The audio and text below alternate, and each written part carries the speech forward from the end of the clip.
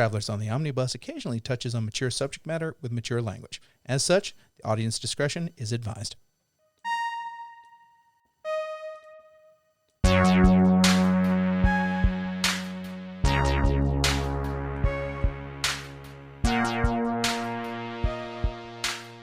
Ethan, quick, rank all the Star Wars films by how well they use R2-D2. Go! I know Lumpy. I know Lumpy. I know Lumpy. I know Lumpy.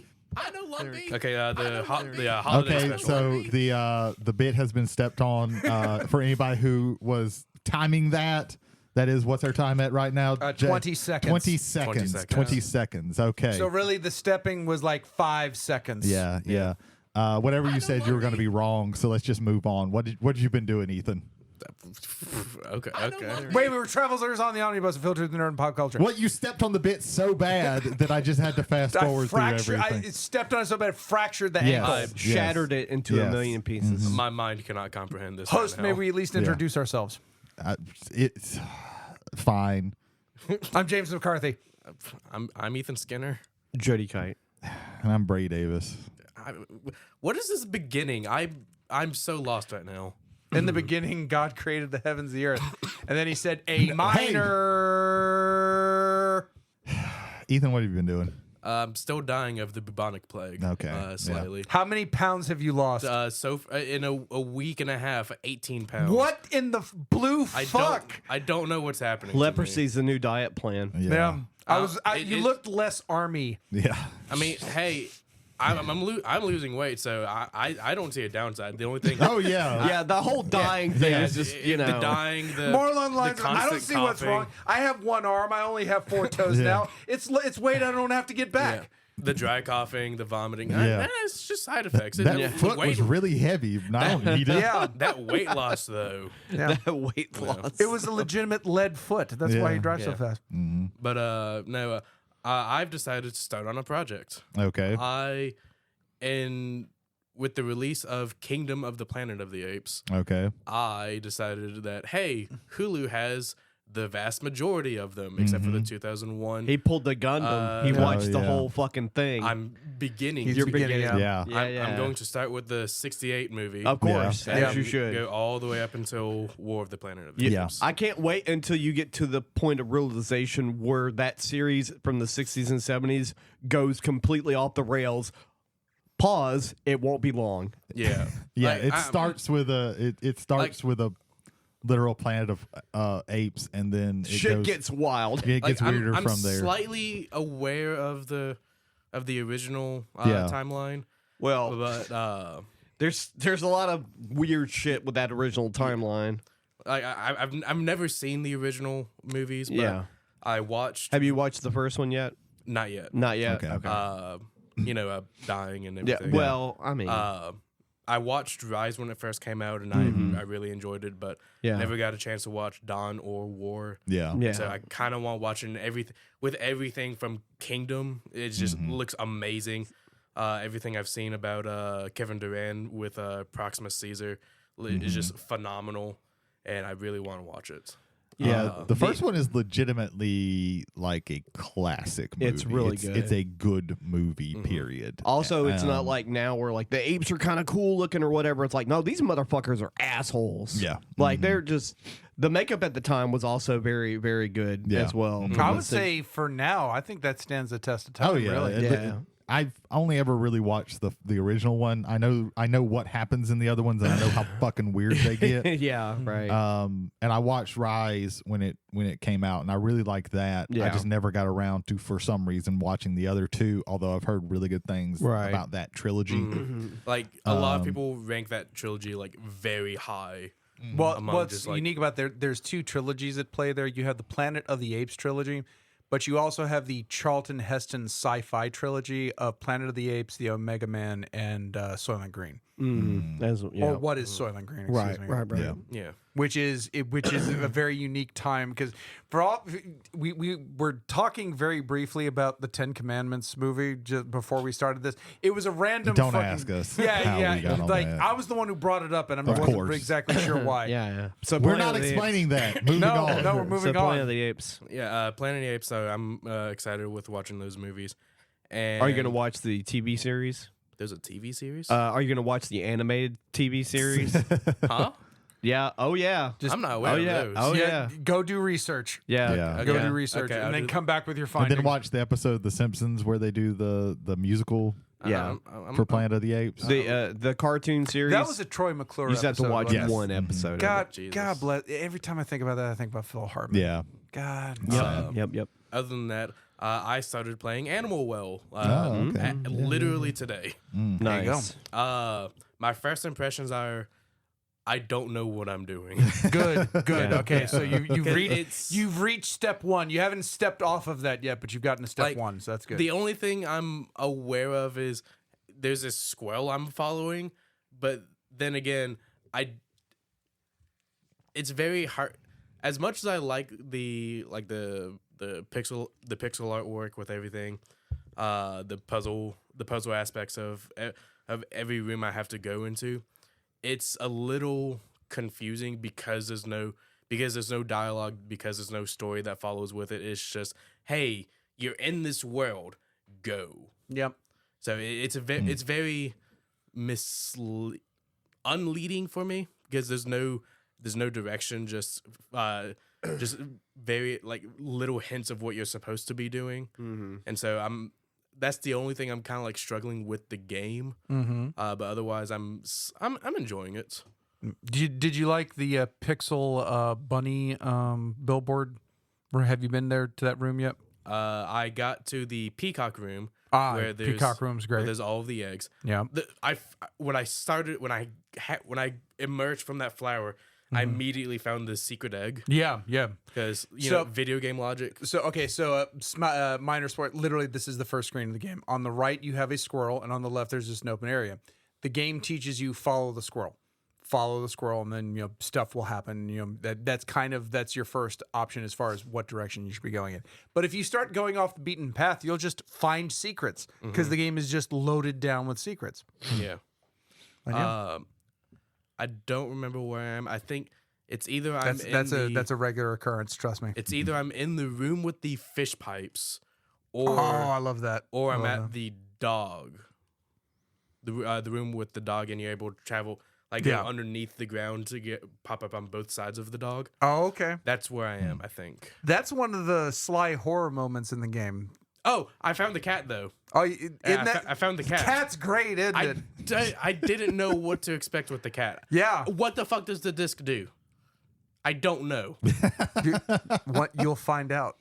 Okay. All of this, if Yes. all You have to keep. you keep might as going well be further speaking down the well. different languages than all of Yeah. us. Okay. I I think is Jay the only one that understands my dialect? probably, Right now? yeah, probably. Yeah, is. okay. Cool. I would like everybody again. If you like puzzle games, if you like Metroidvania games, please get Animal Well. Oh, it is very Metroidvania. Very. Yeah. Oh yeah. Mhm. Yeah. Well, that can lead into Jay. What have you been up to? Animal Well. Animal So, Well. Okay. I'm a little further down the line. This is going to be spoilers, so I'm going to cut his hearing of me. Boop. All right, now he can't hear me. Actually, no, now I can't hear me. So I'm back. So there we go. That worked out very well. I've never said anything funny. Okay, there we go. Sorry. So moving on. I'm gonna leave the room while you do this. Okay, yeah, you looked disheveled and horrible. So I will try to sell Brady. continue for the rest of the show. There you go. I'm gonna try to sell Brady on Animal Well real quick. Okay. So, Me and Jody combined, we have half of the bubonic plague. Yeah. yes, all of the viruses. They have half of a sinus between them. That is. They even have computer viruses. Yeah. That's just crazy. How'd you know that? Yeah, I know. There we go. But yeah, so Animal Well. So it's You been talk in your sleep, Ethan. yeah. How'd you know that? No one knows that. Well, I know that. He knows it better than you think. There you go. Moving on. But Moving on. yes. So Animal Well. There's this 3 tier of puzzles. He is experiencing the first tier, which is getting to a point where you complete the game. The second tier is the 100% completion thing, where like people go out and get. Interspersed in that is also some great stuff that they did for speedrunners. There's actually some stuff set up, and I don't want to go into that kind of further, but there is a benchmark for speedrunners to find to figure out how they're doing on the speedrunning if they want to do Okay. speedrunning. Billy Basso was very good at like building a game, and again, he took 7 years on this. Building a game that it's a niche game, but it carves out pieces that if you're a speedrunner, you have something to look forward in this game. If you're someone who likes to like go into 100% completion stuff, you've got it in this game. If you like someone that likes figuring out the world from the world telling you instead of having dialogue for it, that exists in this game. There's an item in the game that one is very important for solving puzzles on the second tier and to an extent on the third tier of the puzzles in the game, but it also like will show you like effectively. I was going to say it'll show you murals which show like the relationship to some of the creatures that you find in the animal world. It's very interesting. It's every little time I find just a little new piece of something, I feel like I kind of understand this thing even more. Yeah. Fantastic, absolutely fantastic game. So I've finished tiers 1 and 2. I'm now on tier 3, which is the realm of ARGs. And some of these puzzles you have to think so laterally. Oh wow! And I'm really like, this thing has engaged me very well. This is one of the few games in like the last 5 years where I am hyper into the hyper fixated on it. Hyper into the post game content specifically. Okay. Like for the most part, even like Breath of the Wild, more so Breath of the Wild than even Tears of the Kingdom. Like I think is the last game where I was really like, I want to know what's going on in the like I want to collect everything. I want to see what's going on in this world.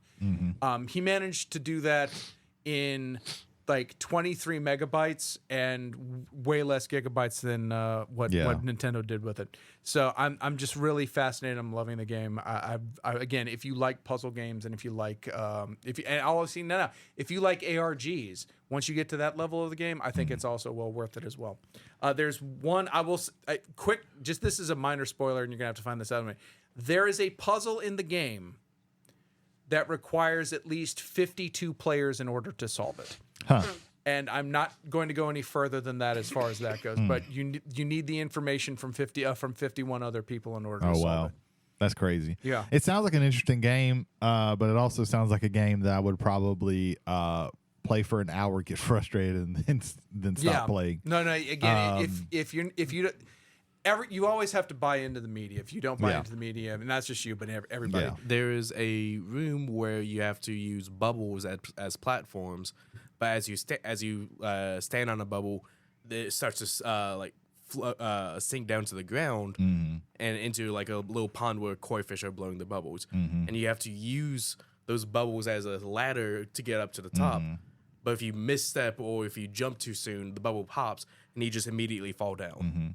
Yeah, things like that I don't particularly like puzzles when it's like that. I don't particularly mind because I really liked, even though I never finished it, I need to get back and finish it. Celeste, which is basically you come to a room, it's a puzzle in that it's a platforming puzzle basically every single time that you come to a room.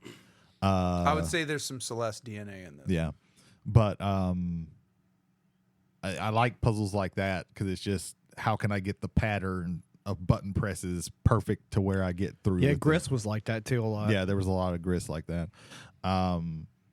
But it does. From reviewers, I've been told Tunic is like that.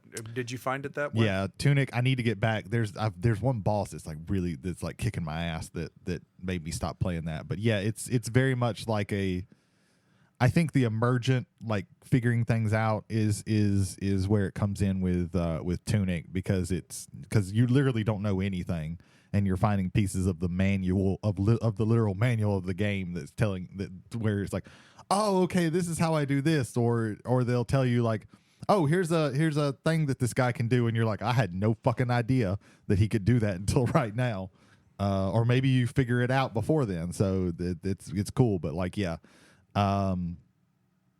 Tunic is very like of this emergent like gameplay, like as you play you're figuring things out and they're revealing these little things to you. But yeah, that I need to get back and play some more because it's really good.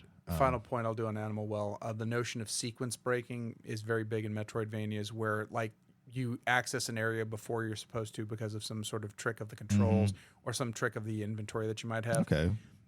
With Metroid 5, with Dread, there was a lot of lockup to where there are still sequence breaks in the game, but I feel like the design team at Nintendo wanted to limit that. here in Animal Well, I think Billy's like, go for it. Break the game. See what you can discover before you're not necessarily able to discover it. And I think that's a fantastic notion. So again, it's another one of the reasons why I've really been loving Animal Well. On a similar side of horror, I've been checking out some analog horror. In particular, I've been looking at the Greylock Archives, which was created by Rob Gavigan. It, I believe, is still going on. There's about 12 videos of it right now. It is cosmic horror, government conspiracy, body horror, analog horror. Fantastic. The sound design in particular for this series has been top notch across the board. All 12 episodes. Oh my! I need the next one. I need the next one right now, and I'm starving for it. But so the Greylock Mountains is the Greylock Mountain is an actual mountain in Massachusetts. Which, if you're going to do cosmic horror, go to Lovecraft's country. So so that there is that there. There is one episode that involves an excavation crew, and that might be top 5 horror productions of all time for me. And a lot of it goes to the sound design. It's so Gavigan is so good at directing and building suspense and having the payoffs be more than just. There are jump scares, but the jump scares are earned every single time. It's so well built up. I love it. I absolutely love the series. I can't wait for more of it. So if you want to get spooked to you can't spook no more, Greylock Archive, that's available on YouTube. Again, there's about 12 episodes. They're called tapes. So tape 1, tape 2, along the line. Fantastic series. It involves tulpas as well. Okay. So yeah, but yeah, that is what I've been up to. Okay. Jody, what you been up to? Well, currently, thankfully, I think I'm able to recover all my Ableton account information that I've been trying to do. I need you designing more sounds. I got a new computer, and I bought Ableton on many years ago, and the email account to the original Ableton account is inaccessible. Yeah. Okay. So that had to happen with an old Xbox Live account. Right. So I emailed them, and I had to go through. This has been going on for a week because I'll reply to them, and then I have to wait 2 to 3 days because they're in Germany. Yeah. So I have to wait 2 or 3 days for them to reply. And so the last email I got just a few minutes ago actually said all they needed to do was get my billing address information, and they could switch the original email to the one that they are contacting me on. Okay. Well, that's so good. I should be able to recover my program. For viewers and listeners, I should say listeners specifically that don't. People might be viewing this in their mind's eye. Ableton. They might be looking at the sound form. Ableton is a non-AI computer program that you can use with it's called a DAW, Digital Access Workshop or Workstation. That with a MIDI keyboard and skill of using the program itself, you can and knowledge of music, you can make tracks on. The intro program is $99, and you literally can't do anything with that. The mid tier is around like $4, but if you get it on sale, like I did, it was like around $250, which is what I did. And then the suite is like $700. But the thing about Ableton is that, like, especially currently, like I have version 10 and version 12 is about to come out. They have a new version every like 3 years or so. Once you get it, you have it for one, and they will update it for a long time after that program doesn't have any more support. So they'll keep making updates for 10 long after like 15 is out, basically, because they figured, like, you know, it's a program that's used by music industry leaders and things like that. It's like there's other ones like Reason and a few other ones. Fruity Loops is one of the lower end ones. But anyway, it's a very expensive program. So to be able to recover it and to be able to get back into actually workshopping my music, I'm really happy about. Now, also because I got a new computer, I've been testing the limits of it to see how well it plays games currently. And I don't have any AAA games yet for Steam because I was never able to really play those. But I've been able to play like single and AA games on it so far without any problems. Like the other night, I played about like 2 hours of the Stanley Parable, which is great. Yeah. And a couple of board games like Potion Explosion and Ticket to Ride. Yeah. Anyway. Something we ought to consider for something down the line is top 5 indie games that we've played. I think that'd be a good one. Oh, yeah. That sounds good. Yeah. That would be a good one. 100%. Also, we haven't done a music episode in a while. Very true, yeah. So, the other two things I've done is yesterday I watched The Color of Space, which is... Isn't The Color Out of Space? It might be The Color Out of Space. It's a Nicolas Cage movie based on the H.P. Lovecraft story. It's there's a lot of colors for sure. It lives up to its name. It's lots of purples and pinks and hues. The only thing that's disappointing when like they try to do The Color Out of Space but in like visual is that the whole point of it is that it's a color that nobody's ever seen, but it can't not be a color that nobody's ever seen in real life. It's the same producers of Mandy. Yeah. It's got the same look to it. Not just slightly less batshit than Mandy. Only slightly. Just not, Only slightly. Well, and also, like, even like with monsters, like a Shoggoth, like Dimensional Shambler, like you can define these things. Yeah. You can fight these things. How do you fight a color? Yeah. Right. Right. It's sort of like presented like an infection kind of thing. Yeah, it is similar. The way it functions, the movie is actually kind of similar, and I think part of this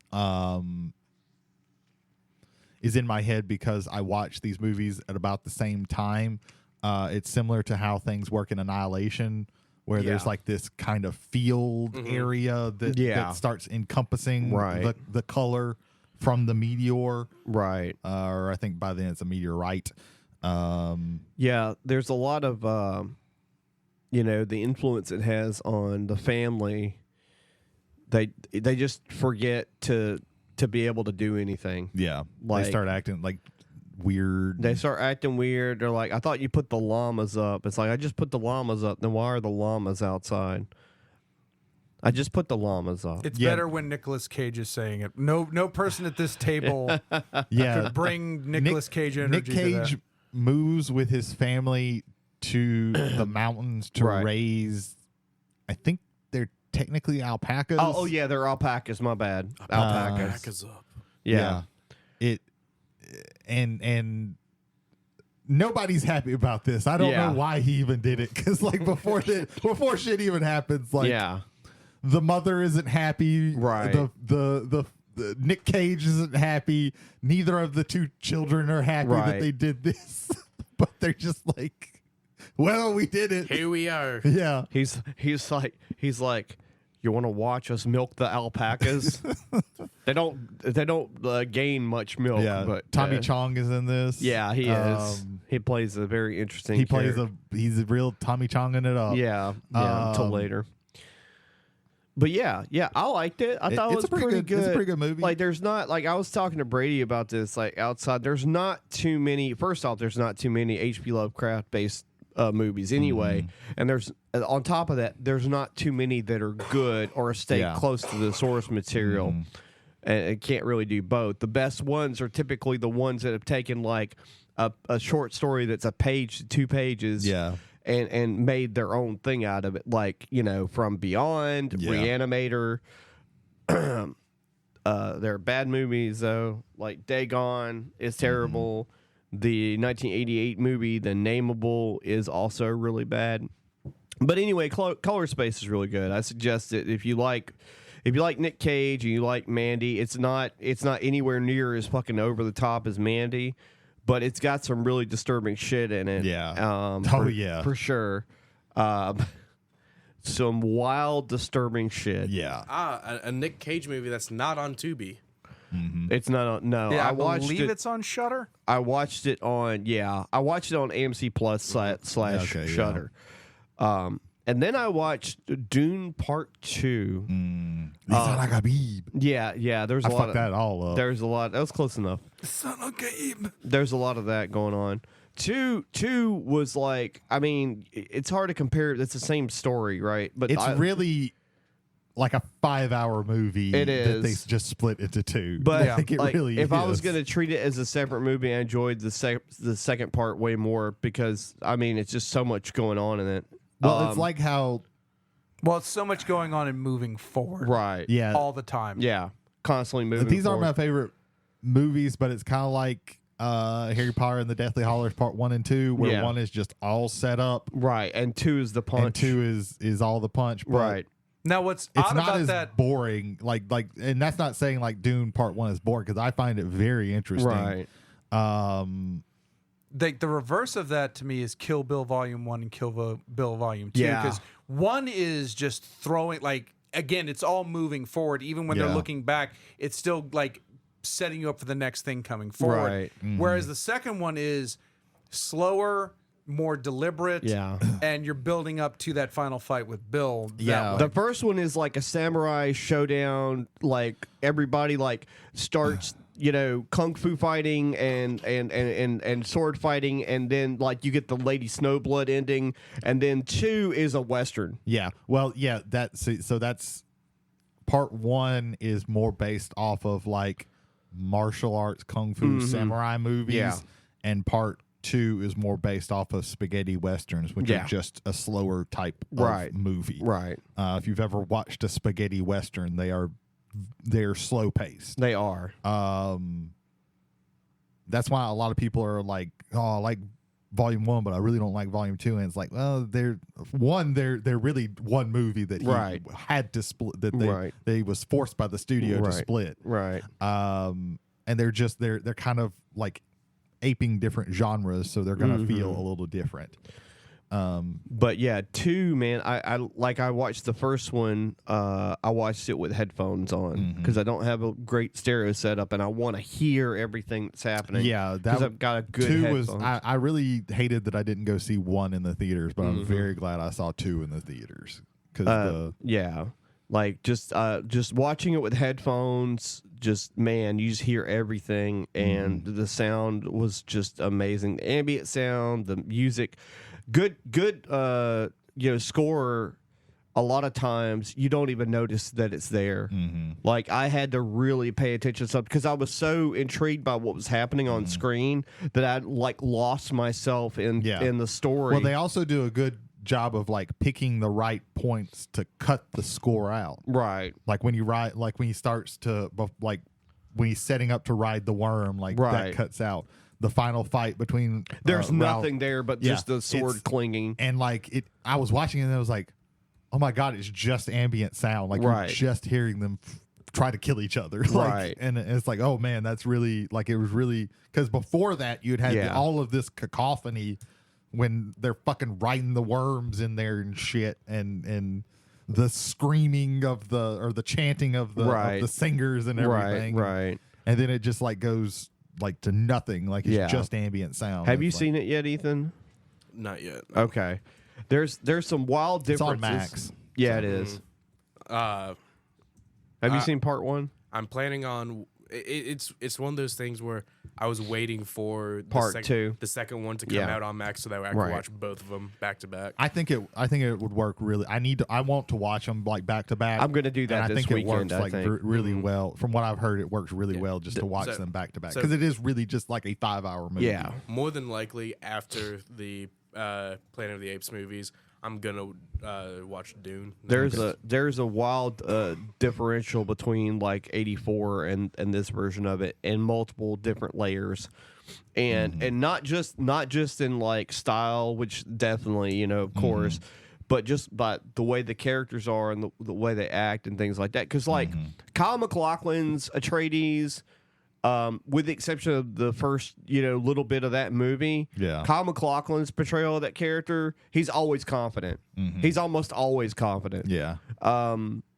with the exception of some passing things that happen. He's always calm. And Timothy Chalamet is like always like very like, you know, his Paul Atreides is very humble. Yeah. He's like, I don't want to be a leader. I just want to be part of everybody. I just want to hang until like, you know, Until he flips the switch and realizes, yeah.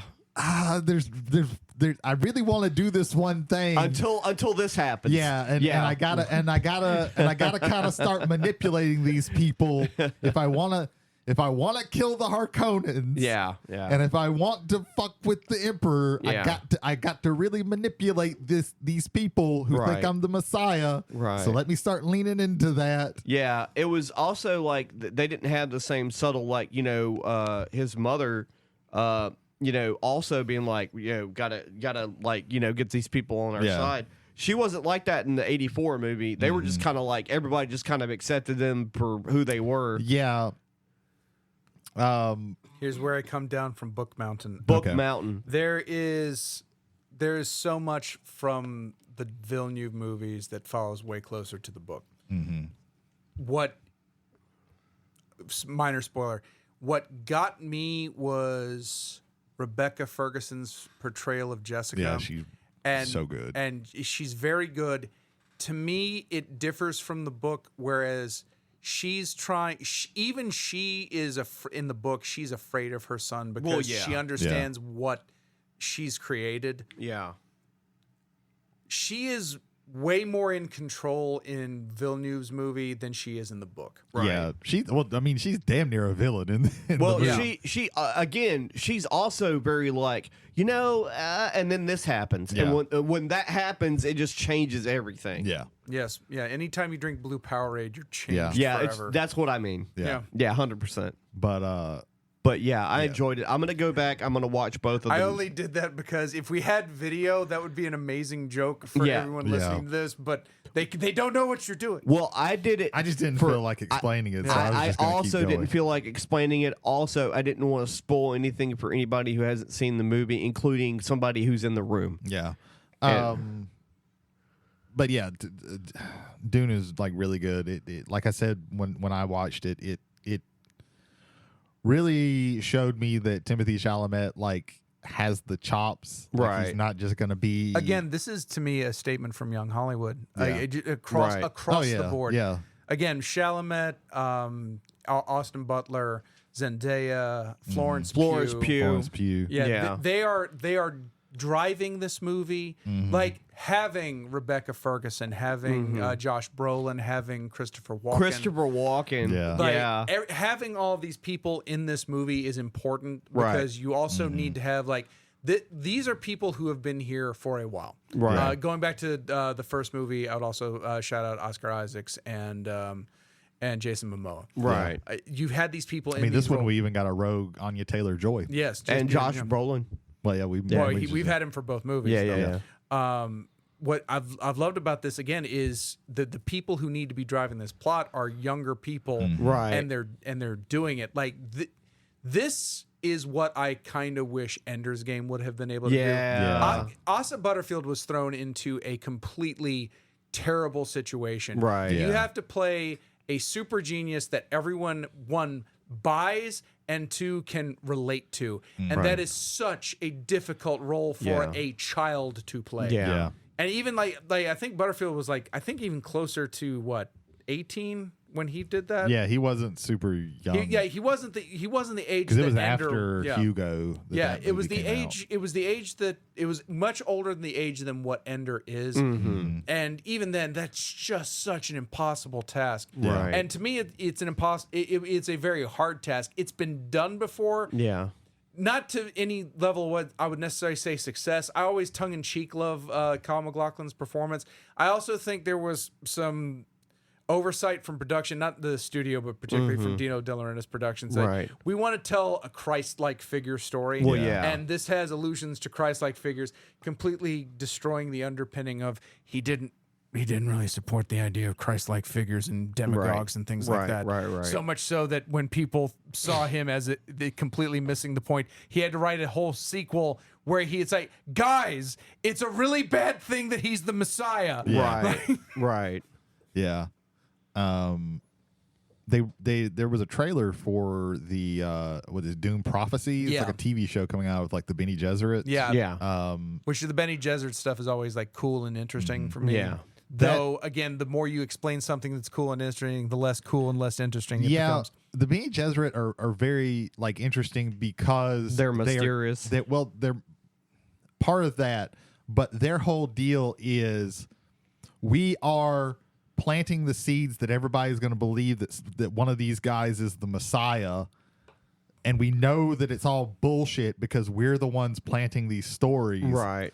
But we also believe that there's going to be a Messiah, so we're trying to bring that about. Yes. But so they're like, Yeah. okay, this is all bullshit, but we're really believing this shit. So there's like this kind of double think in their brains and all of their little plans within plans where they're like, yeah, this is all bullshit. But it's actually not. And they kind Yeah. of explain also like that they don't explain it in 84 movie, but it's mentioned when talking about Paul and how she's carrying Paul, and the mother, the Reverend Mother, is like, I'm still not happy that you chose to have a boy. Yeah. Because you were supposed to have a girl so we could marry him off and then seal the breach, and then there wouldn't be this war. that we Because the have with Bene them. Gesserits, if they become pregnant, can choose what gender the baby's going to be. Yeah. Yes, they have a unique form of body control. Like a lot of the stuff that is like that comes off as like psychic and things like the voice. The voice is a sound tone that allows for the manipulation and control of human minds. It's not like psychic powers. That's how it's like they're able to read people on such a minute level that it looks like they're reading your mind. No, it's not that. It's that you are giving away tells every single moment that you're talking with them. Right.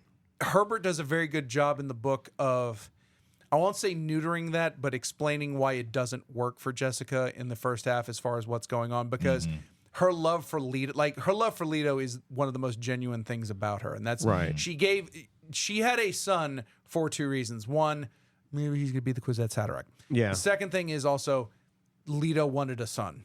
And he wanted. Also, Jessica is not his wife. Yeah, it's not his wife. And we keep referring to her, but she's a mistress. Yeah, concubine.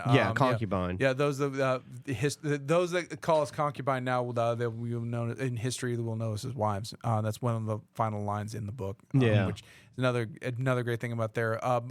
I wish. I think they spend enough time on it to just basically set it up, but the notion of the Missionaria Protectiva, which is the title of what that is. Basically, as they were going to planets, they were planning all of these monomyths about this person and what to look for and all these things. Right. I love the way it plays out with Liet Kynes, who plays Max von Sydow was a man in the book, played by Max von Sydow in the 1984 Dune, played by a black woman in the 2020 version of Dune. Yeah. And I have zero problem with that because she knocked it out of the park. She did. I think everybody knocked it out Her of the last park. scene in that first movie is like probably my favorite. Oh, it was really good. It's a better death scene than in the book. And first of all, it's a better death scene in the book, and you actually see the death as opposed to 84 where you don't see Max von Sydow's character die in the Dune movie. So yeah, like fucking fantastic. Yeah. Everything about that. Yeah, so I enjoyed that, and I'm going to watch both of those back to back at some point in the near future, and that's what I've been up to. All right. So, I finished. So what I've been up to, I finished the book that I've been reading, A Lair to the Luminous Deep. It was pretty good. I really liked it. It definitely set up for a sequel. And it didn't really resolve a whole lot. You got a lot of like revelations of things that have been happening. But it did definitely set up to for the sequel. So I'm going to have to read that when it comes out. Which is kind of the reason why I prefer to get into standalone books, because I don't want to have to read an entire fucking series. But so far, I really, really liked it. It's, if you want to read the world is not this, but it feels very Victorian, like Age of Adventure type stuff. And the fact that it is a novel where it's just told in letters between sets of people is very interesting. What was the name of that style of writing? Was it Epistolary. epistolary? Yeah. Okay. Yeah. That's very interesting. But yeah, the little things that they reveal at the end of it are pretty interesting. It's just that I gotta wait or gotta figure out like when the next book is coming out or if it's already out. I don't know. I gotta do some research into that. But it was a very good. I'm liking these kind of books about. I don't even know how to explain it. But yeah, it's a good book. If it sounds like from the way I've explained it in past episodes, if it sounds interesting to you, I would definitely say check it out. It's not a very difficult read or anything like that. What was it called again? A Letter to the Luminous Deep. I do say they talk kind of weird, but it's not like they don't use like everybody is taught to be kind of like super humble, like not to brag and stuff like that. So like they'll constantly be like, hey, if you don't ever want to, if I'm too forward, if I was too forward with my introduction part of the letter, please disregard that. And if you want to throw this away, that's perfectly fine. Like they're very weird like that. But I don't think you really have to like it. It's not like some of these books where you have to kind of tune your brain into how the people are talking. But it is very interesting as to how everything plays out. Yeah, so there's that. And then I wanted to talk a little bit. Well, real quick, just a couple other things. Since I finished that, often what I will do is go back and kind of and do some stuff in between my next book.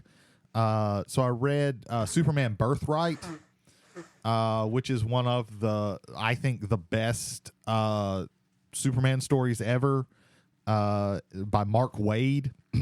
I think it's also like, to me, that's the definitive like origin story of Superman. It's basic. That's basically what it is. It's Superman, Clark Kent coming up with the idea of Superman, going to Metropolis, and his first little forays at being part of that.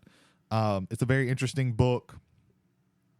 It talks, he has to deal with Lex Luthor, and it's a very interesting, way that they did Luthor, the way that they did Lois Lane, all these people. I think that they took a little bit of this story when they made My Adventures with Superman. Because this one I'd forgotten. It'd been so long since I've read this. This one also starts with him knowing that he came from a planet far away, but not knowing anything. And actually, because Lex Luthor in this one is kind of obsessed with like alien life and proving alien life, he actually finds information out about Krypton before Superman. So he knows stuff about Krypton that Superman doesn't even know. So you get this Superman who is like, it's not like the difference in My Adventures with Superman is he's not being like constantly teased with it. He just didn't know anything, and he was just like, well, I know that I came from somewhere far away, but like this is I want to. I really like Ma and Pa Kent in this version. Ma Kent is interesting because she is she does like blogs and she gets on blogs and stuff that talk about like alien sightings and stuff like that. So she's really into that. And Pa Kent's just kind of, he's a farmer. Like it's just so it's the farmer with the conspiracy theorist. Grandmother. Yeah, this moves up. This came out I think about 2004, and it definitely you feel that post 9/11 like things going on, because Lex Luthor even like uses like the fact that Superman's an alien kind of against him. It's a graphic novel. Yeah, it's a graphic novel. Yeah. But Superman Birthright, really, really, really good. My favorite part is that within 10 pages of the start of Birthright, Perry White mentions Gulfport, Mississippi to Lois Lane. Oh yeah. So that is my recommendation for Birthright. Gulfport, Mississippi. You represented there. I always Superman is one of my favorite superheroes, and a lot of people say that he's boring and he has boring stories written about him, and I think that's just mainly because it's really hard to write a Superman story, a good Superman story.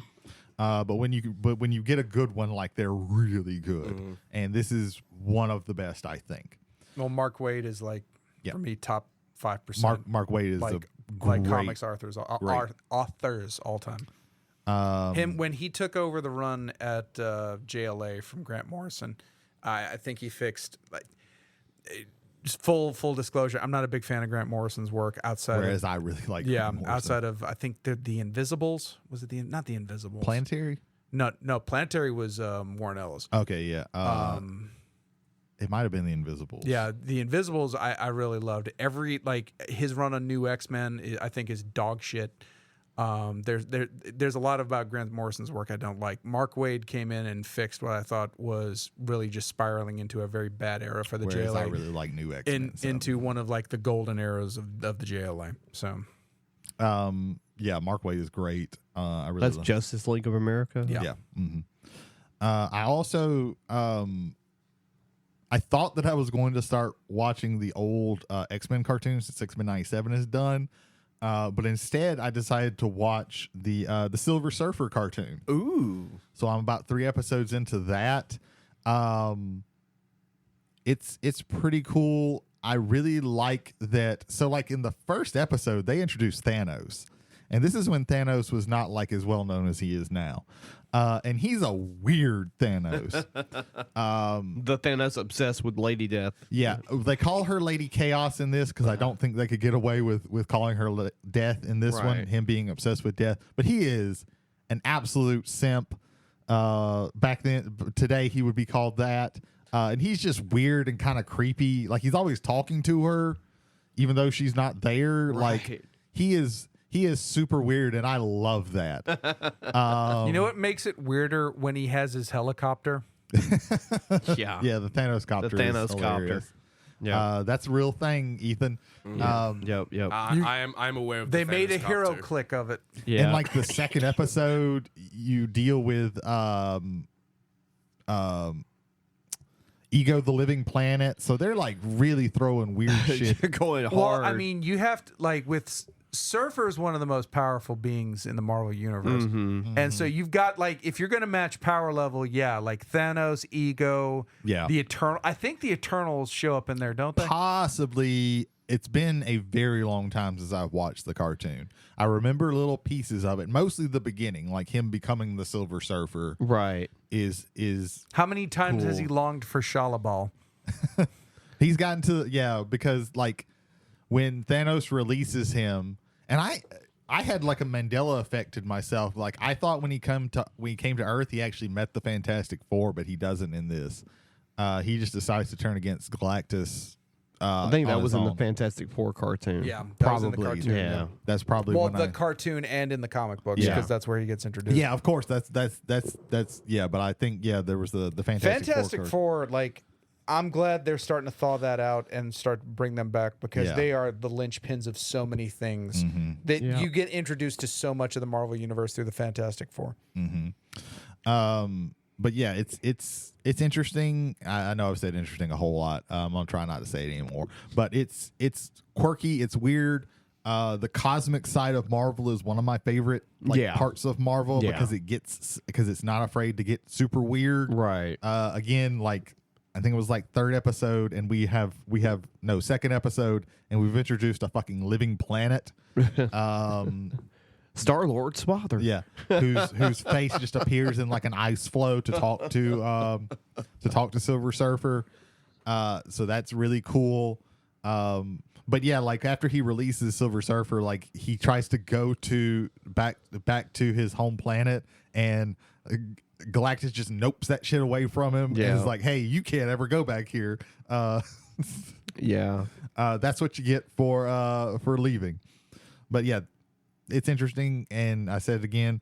But yeah, if you want to go back to like some old nostalgic stuff and do some and get into some weird shit, definitely try that.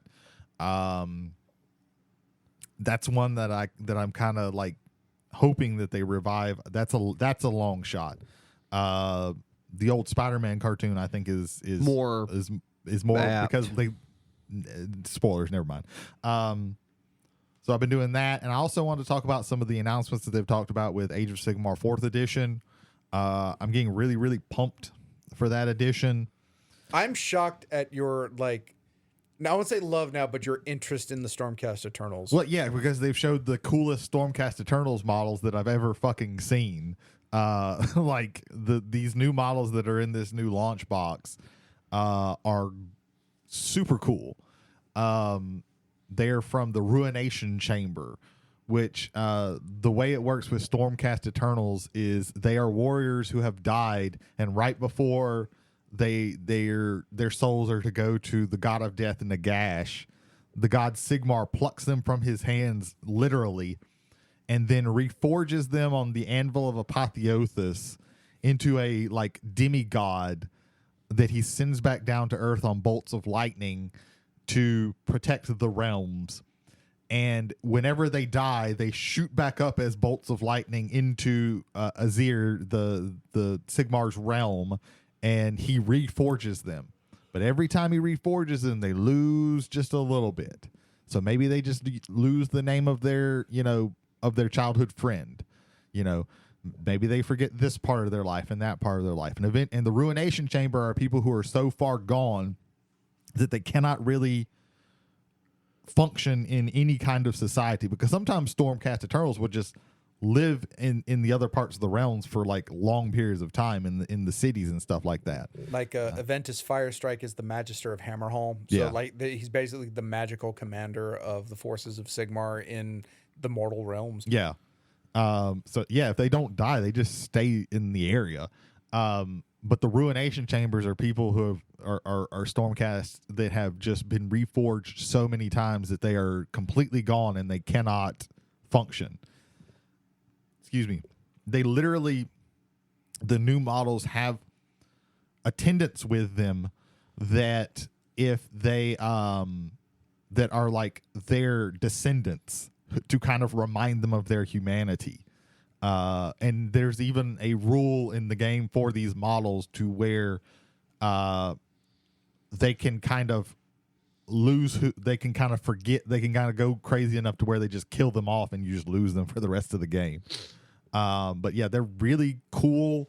The stuff that they've shown off with Skaven is really cool, who are rats who live in this kind of undercity that is in a different dimension but can come through the realms.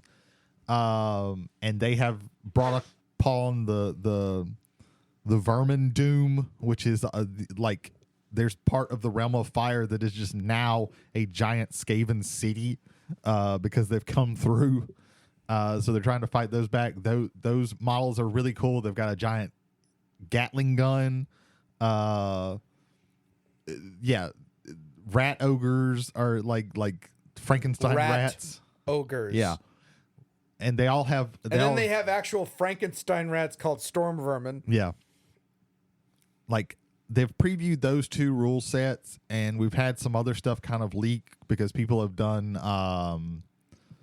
they've done, like, live streams and stuff like that, and people have been able to preview the game, and they've kind of leaked some stuff.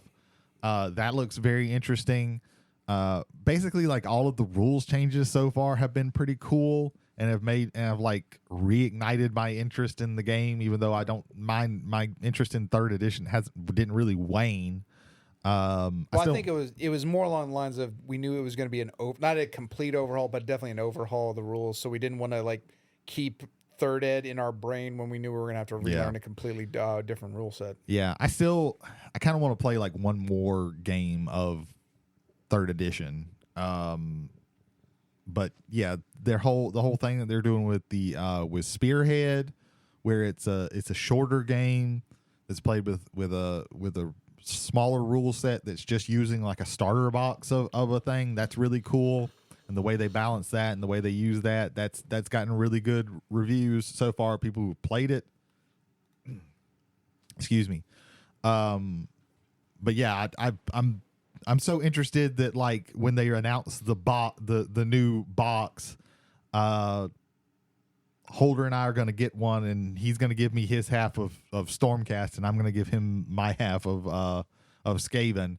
So I'm going to have a third army that I literally never thought that I was going to ever get any models that are Stormcast Eternal. But the box is also really cool because it comes with everything that you need to play Vanguard, Spearhead, not Vanguard. The play mats that you play on, or the boards that you play on, all the cards that you need. It's got the Next General's Handbook, which is pretty cool. It's even got a little bit of a couple of small pieces of terrain for you to play Vanguard with. It's got the full Spearhead. Yeah, I keep mixing it up because because until very recently these boxes were called Vanguard boxes, and now they've changed them.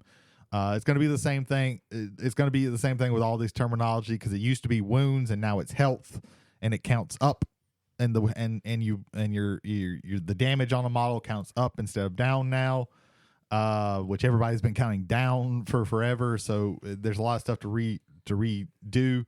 But all of the little changes that they've done have really been interesting to me, and I've liked everything that I've seen so far with the previews. All the leaks have been pretty cool. They are like simplifying some things down, but I don't think that and of course, like it's really hard to like super compare things with like the new edition, because things do look a little bit like simpler or weaker and things like that, but like everything is getting tuned. Like they literally went through every single thing, and it's going to be a little different. I think they've also done a really good job of like figuring so far with the stuff that's been previewed, everything feeling like it has a role. Because oftentimes in third edition, there are things, if you get to a faction, there are things that's just like, okay, don't ever touch those, because they're not good, they're bad. Prosecutors in Stormcast Eternals, those are garbage. Don't touch them. Just don't ever put them on the field. They look better now. Yeah. And there's a bit more utility for them now. I think to me it's still like it's still the dead weight in that opening box, but we will see. I think those are going to be. I think you're going to be surprised about those. I'm hoping so. I don't mind being wrong in that regard. I think you're going to be, because they gave them, first of all, 3d6 charge is like really good, and then the 2-inch coherency is also really good, because you got to remember now, because coherency is a half inch, so like they always had 3d6 charge, so that like that's not, so that's one of the reasons why I didn't kind of move it. Like I want to see what their 2 hit and 2 wound numbers are, because those you can find like that's been, you can find that. You can find I feel like I've looked at them and I wasn't impressed. Again, also there's a bias there for me, because out of everything from the original like one box, that to me it was the lowest feeling. Oh yeah, they sucked, and they suck in third edition, but I think that they are a lot better now. A lot of the other stuff that they've, the way Skaven work are pretty cool, because they're putting out gnaw holes all over the place, which are little holes in reality that they come through. And they're constantly putting those out, and they can bring back units that have been killed but they're at half strength. They can also, usually you have to take damage to retreat from battle. They can actually retreat without taking damage. Yeah, there's a lot of like little cool, none of the abilities that we've seen so far are like groundbreaking, but just like they all kind of add up to be like, okay, the way this army plays is going to be kind of cool. Yeah. So that's, I guess, what I've been doing. I'm really excited about 4th edition, and every single time that a new article comes out on Warhammer Community, I get more excited because it all looks good to me. I'm still a little trepidatious because I play Ossiarch Bone Reapers, and there's like the entirety of that army is going to change, like what it does and how it works and everything, because all the special rules that they got, you pretty much can't do that in this new one. Although I do think they're going to get like a couple of extra command points maybe. Okay. Because some people have been able to play them.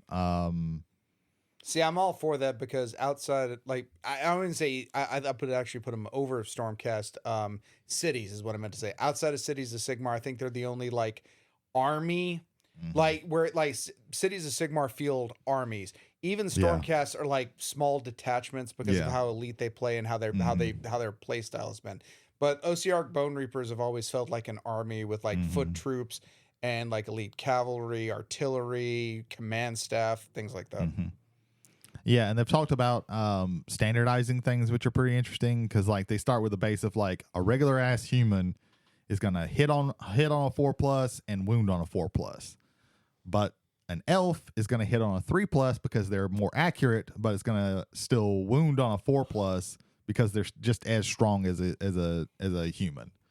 So they I like, really what I like so far is they've talked about the process. This is why we did some of these things. They haven't done that with every single thing, but they've been like, here's our thought of why we set things like they are right now. And that's really good because when 10th edition for 40K came out last year, they weren't as transparent. So you kind of looked at things sometimes and be like, well, why the hell did they do this? So yeah, really, really looking forward to that. It sounds like a snarky comment, but I don't think they knew what they were doing with 10th edition because when 10th edition came out, that is one of the most unbalanced game states I've ever seen in a Games Workshop game. Like full stop. Yeah, Full I think stop. they finally got it into a pretty good balance, especially for 40K. My problem now is you have effectively about around the same time about 2 codexes coming out at the same time, and one seems to play very well and one seems to play not well at all. Yeah. You're going to get one that's like super fun and this looks great and awesome, and you're going to get one that's like, man, this looks like dog shit. That Necron Codex came out white hot and is only cooled down a little bit from what I understand. Dark Angels, and full disclosure, and so it might be a little bit of sour grapes. That is my favorite chapter of Space Marines, and they did not come out very well. Yeah, and it's the same with Orcs came out, and that's supposed to be a really, and from what I've seen, that's a really good codex that is not like overtuned but looks super fun. And then Custodes came out, and Custodes is ass. Like most people who I've read reviews of who play 40K all the fucking time are like, man, this is the worst codex that's come out so far. And then also Adeptus Mechanicus is really bad, like, and it was bad in the indexes. So, but it looks like they're doing better with us now with AOS. It's a different team, and it looks like they are looking at the failures and the ways that they misstepped in 40K and kind of correcting those. So that's great. Also, one thing, and they will never admit this, they're seeing what other people are doing and doing right. Yeah. And they're not wholly copying it. I would say at the very least, they are taking it and making it as Games Workshop as they can to work it into their products. And I think that is a good thing because good iteration, whether it is inspired in-house or from out of house, I think if it makes the game better and makes the game more fun, it makes it more engaging. I think that's all for the better. Yeah. All right. So, Jay, do we have any feedback? No feedback. However, I did want to bring up we have had a recent uptick in a good bit of audience.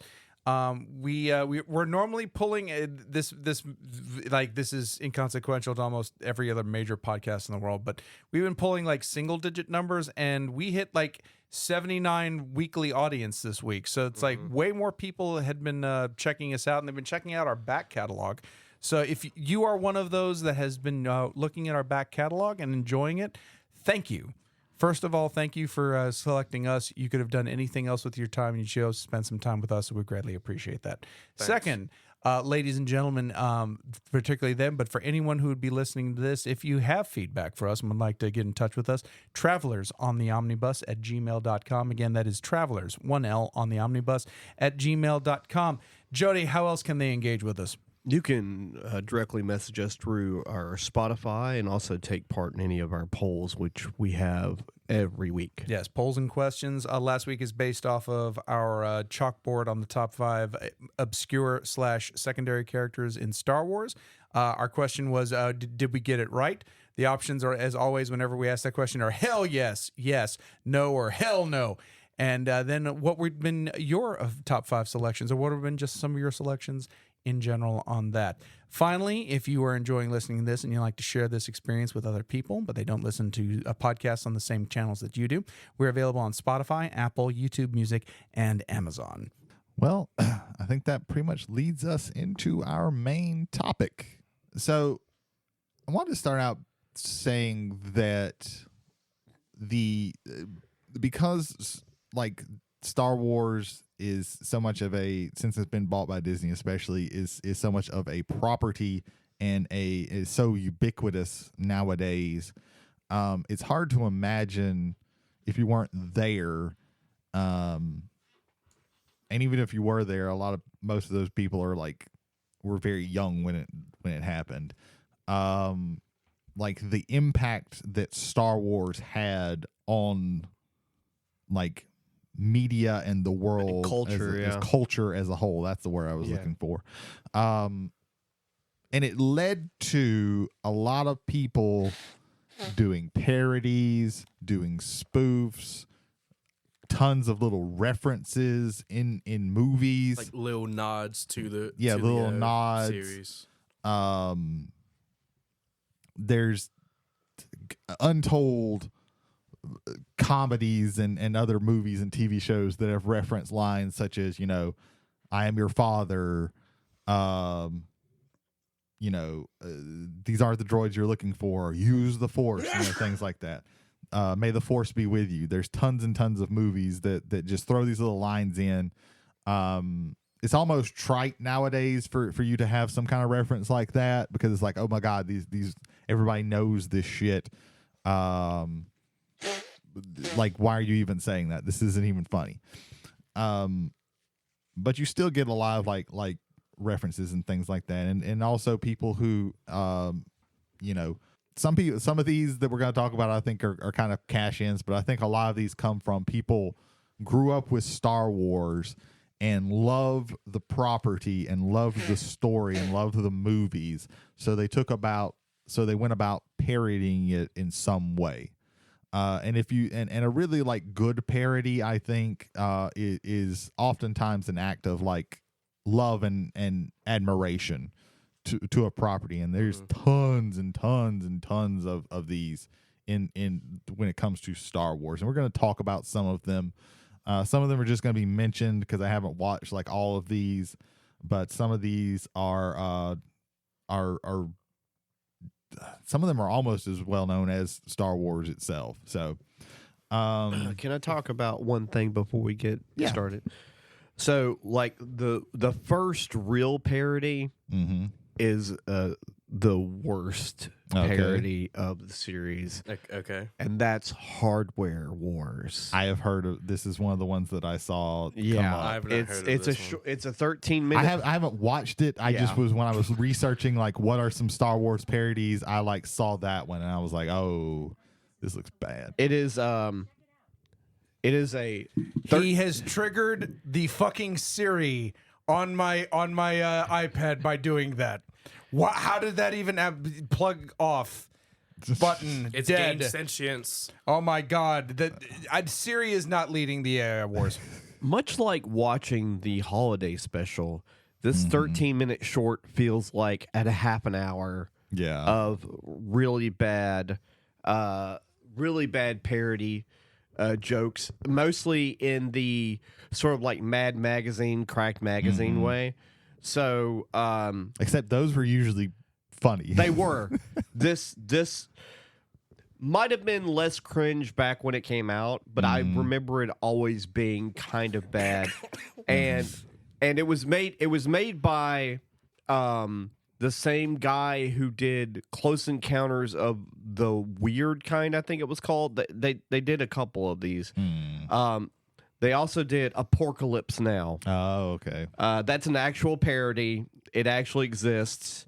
That actually sounds funny. Like that's funny. I think that's probably the best one they did. Probably, yeah. So the name here's I'm just imagining like a pig in boxer shorts doing the Martin Sheen thing at the beginning. That would be great, except it's not. It's just a really big. Just let me have my fantasy in my head. I'm sorry, we're getting off topic. So in Hardware Wars, you have such characters as 4Q2, RT Deco, Fluke Starbucker, Yeah. Fluke Starbucker, Jesus. Augie Ben Doggy, Princess Android, Yeah, that's lazy. Bob Knickerbocker, that's his real name, as Ham Salad, which is probably the funniest out of these bad names. So a lot of what they did with these earlier parodies is they just tried to come up with what they thought were funny names for the characters. So that's where you're getting this. Like some of these just ended up being like really not great. There's also Thumb Wars. I was gonna speak on Thumb Wars. If you know, I just looked up Thumb Wars and I was like, nope, I am not putting my time and effort into doing any more research. I'm just gonna write it down and mention it. But if you want to speak on it, go ahead. This is what I was telling you about. Like, I've been seeing thumbs in my research. Oh God, Jesus Christ. So Thumb Wars is nothing but a fever dream that I thought I made up as a child. You watched this as a child. Oh wow. Wow. So the memory I have is I'm a dumb little kid and I'm watching Cartoon Network. Okay. And there's that transition from Cartoon Network into Adult Swim. Yeah. And I'm pretty sure I saw Thumb Wars: The Phantom Cuticle on Adult Swim. Oh God. I have to. It is a 29-minute short film. That is basically a combination of like the first three episodes, and every character is nothing but a thumb that has like cloth clothing and like CGI like face, eyes, no nose, and hair. Did they do? They did the annoying orange thing. It's like in that style. Yeah, and that's the main thing because like, if you want to torture me, like that's like, if I were to get kidnapped and tortured, that's what they would do is put on the fucking annoying orange. But yeah, I saw that and I was like, nope. I am nowhere near gonna talk about do anything about that. So one second, I've got to take 1 second to go back to Hardware Wars. Oh, I'm sorry. Okay. Go ahead. We the throttle. We went too fast. Yeah. The movie that's 15 minutes long cost them $8,000. Okay. Too much. That's way too much. This is film, so The last broadcast was worth its $8,000. Shot over 4 days with a budget of $8,000. Over the lifetime of the movie, because it had DVD releases and things of that nature, has grossed over $3 million. Oh, that makes me sick. And George Lucas has called it his favorite Star Wars parody. I mean, that we could do an episode just dissecting that. To be honest, Back to Thumb Wars. I could write a fucking treatise. It has amazing characters such as Black Helmet Man. Yeah. Okay. That sounds racist. Yeah. It just does. Princess Bunhead. Okay. I think I really... like Android better than that. Obidoba Benobi. Augie Ben Doggies. Are you having a stroke? That one kind of got me though. I'll be honest. Like, What was that again? Benobi. I didn't hate that one. Obidoba Benobi. Yeah, I didn't hate that one. I wasn't lying.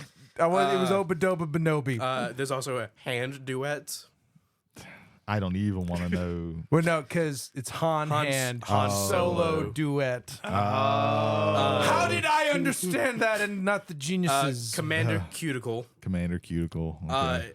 Yeah, I thought I made this up, and whenever we talked about parodies and references, I'm like, this is my time to shine. Yeah. My fever dream is now reality. Again, the rest of the world is not in here. The fact that you were looking down at your shoes when you said, "This is my time to shine," it was the perfect combination right there. No, that's the sickness. The taking sickness over is. my body. Oh God. Yeah. That is wow.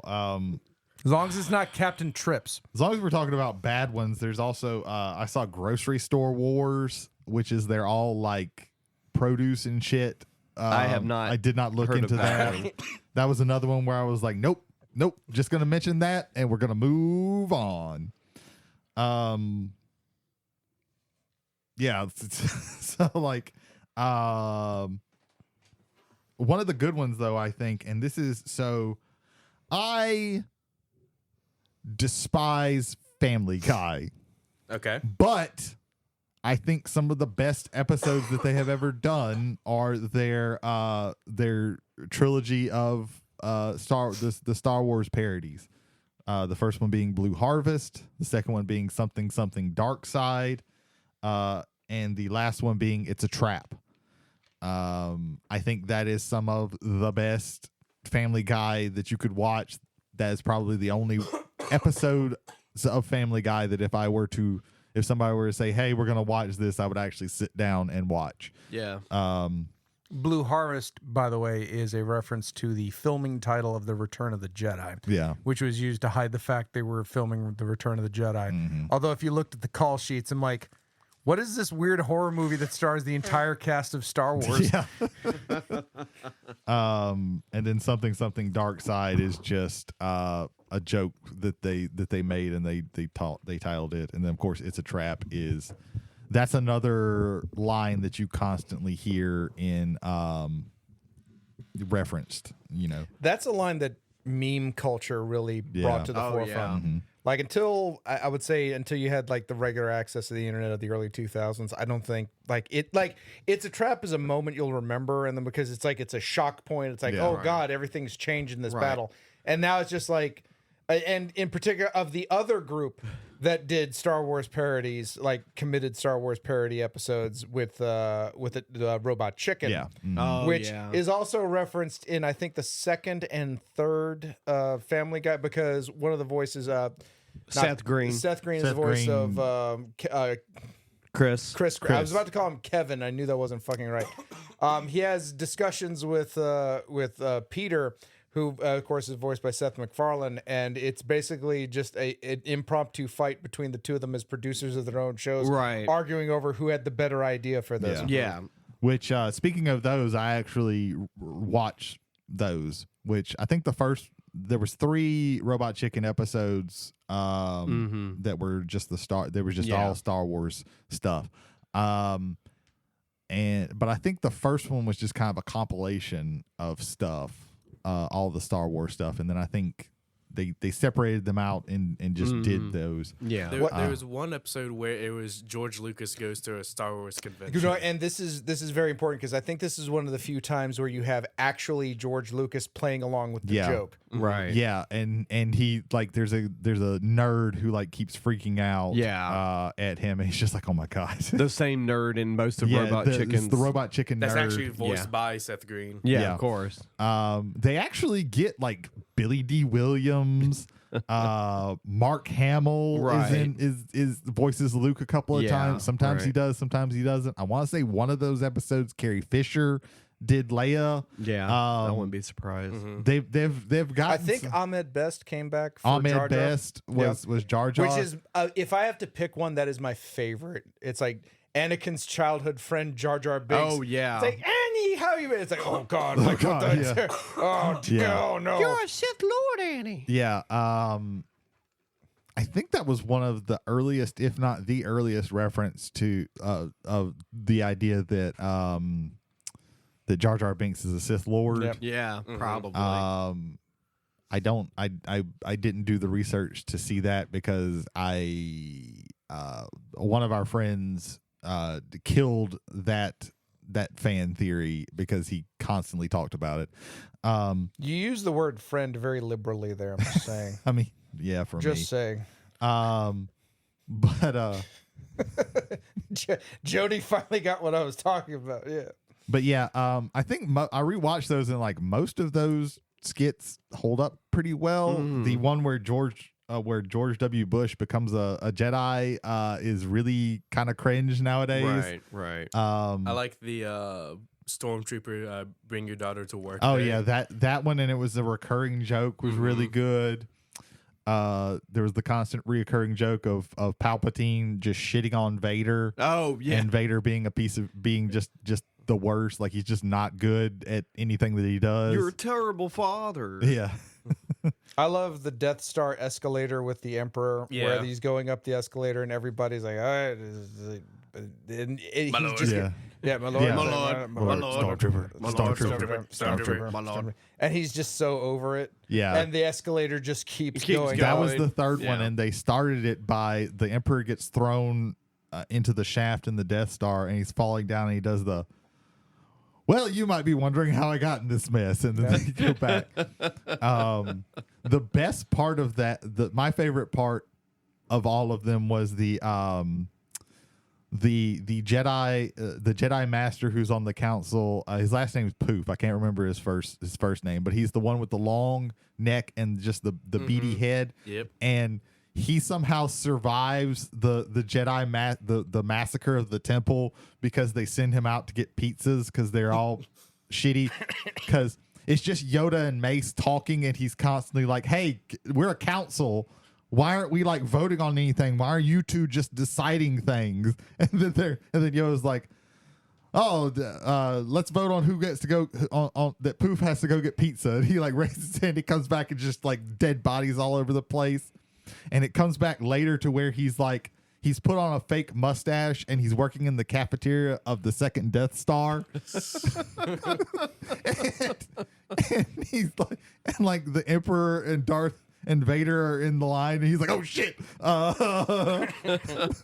because he thought they were going to. Hard segue into one of the funniest jokes in the history of. My brain is a rot. The Dress to Kill, the English comedian. Oh, Eddie Izzard. Eddie Izzard. Oh yeah. With the Death Star canteen. Yeah. So you have to form a queue to eat food. It's like you have to get a tray. It's like, "Oh, fine, I'll get a tray. This one's wet, and this one's wet, and this one's wet, and this one." Did they dry these in a rainforest? Are you Jeff Vader? There's no. Yes, I'm Jeff Vader. I'm Jeff Vader. That is one of the best like 10-minute one routines of the best ever. stand-ups. Period. Yeah. Yeah. You get a lot of there's also I haven't watched this movie in a very long time, but there's the movie Fanboys. Oh yeah, yeah. That's which- a really good which movie. came out like right before episode 1 I dropped. Because I think the plot is that they are trying to steal a print Well, copy the of. timeline of the movie is set before Phantom Menace comes okay. out. Yeah, because one of them. But it was terminal. made. It was made. In like 2000 and like it was made around the time the third movie or right after the okay. third movie Okay. came Yeah, out. he's got terminal cancer, Came and out- they wanted to see an Is before. that Like, 07? Came out in 09. Oh no. To okay. honor the wishes of their dying friends, Yeah. some diehard Star Wars fans set out on a cross-country road trip to George Lucas's famous Skywalker Ranch. To try and get a screening of the Phantom Menace. Yeah. Yep. It's a heartfelt movie too. Yeah. It's really good. And a lot of those guys went on to like be in a lot of things, I think, if I'm not mistaken. Here's a question that I came up. So let me ask this question to the rest of you guys. Do you think that this is a parody? And that is Lego Star Wars. yes. Ooh. My first. I'll go with my first thought on that. Yes, I believe that is a parody.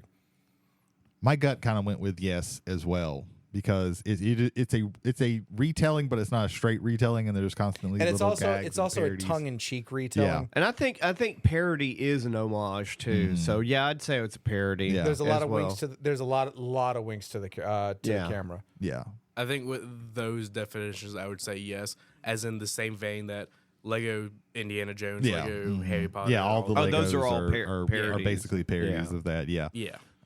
Yeah. So I thought that would be a little bit more controversial, but yeah. No, I think you hit the nail on the head on that one. Yeah. I think when people hear parody, they're like, "Oh, like a spoof movie, like scary movie." Like people using the platform, but telling telling the same story, but a lot more tongue-in-cheek jokes. Well, and I think things also of- like Lego's like quote unquote parodies of the properties are normally like most of the things the references are very subtle and it's not in your face as a lot of these other parodies are Yeah. as well.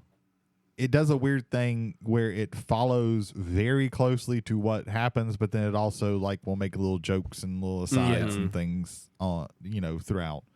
So yeah, okay. I want to go a little away from parodies. Okay. And like references. Going back to references because I just remember this. There was an episode of the Muppet Show where I want to say The original one or the newer one? the original one, Okay. where Star Wars: A New Hope had just came out, and you had Luke Skywalker, you had Princess Leia, you had Han Solo actually be on the Muppet Show as those characters, and they're interacting with the Muppets. And Miss Piggy, she's trying to, she's like, "Oh, Mark Hamill, what a handsome man." He's like, "Oh, I'm not Mark Hamill.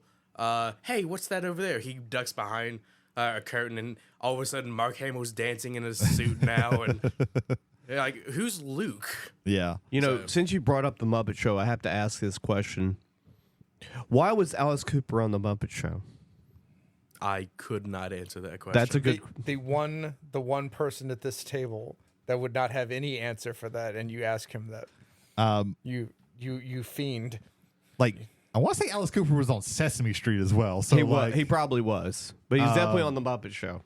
Yeah, I'll because tell you he's one reason fucking why weird Sam and- the Eagle and him make a perfect comedy pairing. that is true. That You is true. are a freako. Thanks. Great. That is that is a gem of a scene. Oh yeah, And you can't have that any that's other way. wholesome Alice Cooper. Yeah. Yeah, well, talking about references, I think those happen a lot. Something that I did, one thing that we can talk about a little bit is because George Lucas and Steven Spielberg are like besties. Yeah, They will constantly like reference each other. Like there is E.T. In the movie E.T. Some kid when they're doing the Halloween scene, trick or treat scene, like some kid is dressed as Yoda. Yeah. And E.T. acts like he fucking knows it, and then that pays off later in the Phantom Menace, where when they're in the Senate, you can actually see E.T. a race of E.T. whatever E.T.'s alien race is. Yeah. They're in the Senate. They're kind of hard to spot, but Right. but there's like 3 or 4 of the They're little there. ETs just freaking out for some reason. Then you also have in Raiders of the Lost Ark, when they're in the chamber getting the Ark, one of the hieroglyphics is R2D2 and C3PO. That's on kind of like a column that's behind Harrison Ford. right. So they like to throw in these little references Little at Easter each other. eggs. Yeah. Something a really interesting one that I didn't know about. Has anybody watched the Christopher Nolan movie Dunkirk? I have, but it's been a while. So Dunkirk is about the Battle of Dunkirk from World War II, Yeah, and it that's the one with Cillian Murphy, right? yes, Yeah. it takes place kind of three separate things happening. There's the air battle, there's the people trying to get there on the boats, and then there's the soldiers who are There's always on some land. shit happening in that movie. All of the dog fights are based on are based off of the dog fights from the Battle of Yavin from episode 1, from episode 4. I'm sorry, Right. the first Star Wars. That's Star Wars, great. yeah. Chronologically. So when I found it's been a little while since I've watched Dunkirk, and I didn't watch it as closely as I watched some other Christopher Nolan movies, but I was like, oh, that's really cool because I didn't notice that. I think an interesting thing with parodies that I was as I was looking is that the newer movies don't have like the cultural impact, the 7, 8, and 9.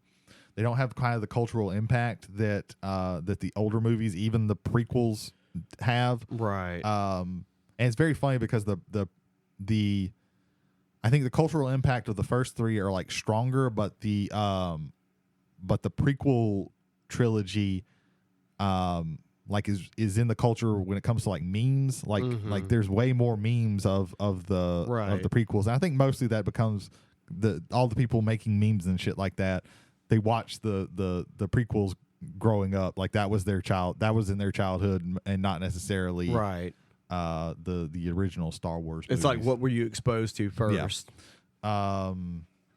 So yeah, but there was one, I think it was pretty well received parody, and it comes from Saturday Night Live for the newer ones, and this is when Adam Driver hosted, and he did the Kylo Ren undercover boss. Oh yeah, that was I great. saw that. Genius. Absolutely. Which is a really great. It's probably the best thing to come Everybody out of involved in that knew the trilogy. assignment and knocked it out of the park. Oh yeah, Yeah.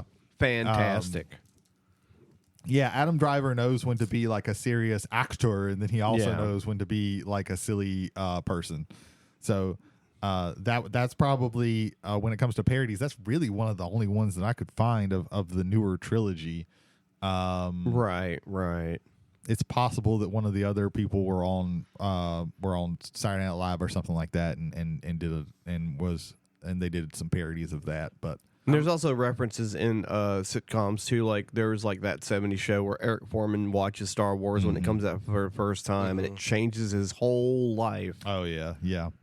As much as Jay despises the show, but The Big Bang Theory is nothing but references. Why are you singling me out? Because I'm pretty sure I the also rest of this despise table. that show. I Yeah. also I've only despise heard that your show. disdain for the show. I'm ready now. Get ready for the twist. I don't hate it as much as those two. Oh. Yeah. It annoys me. The first few seasons I actually enjoy, but the problem with that show for me is that it flanderized every character so fast that in presenting an image, it lost any kind of soul to it.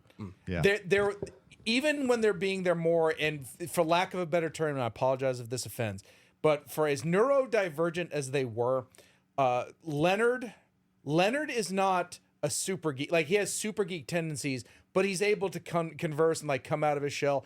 Penny is not an idiot.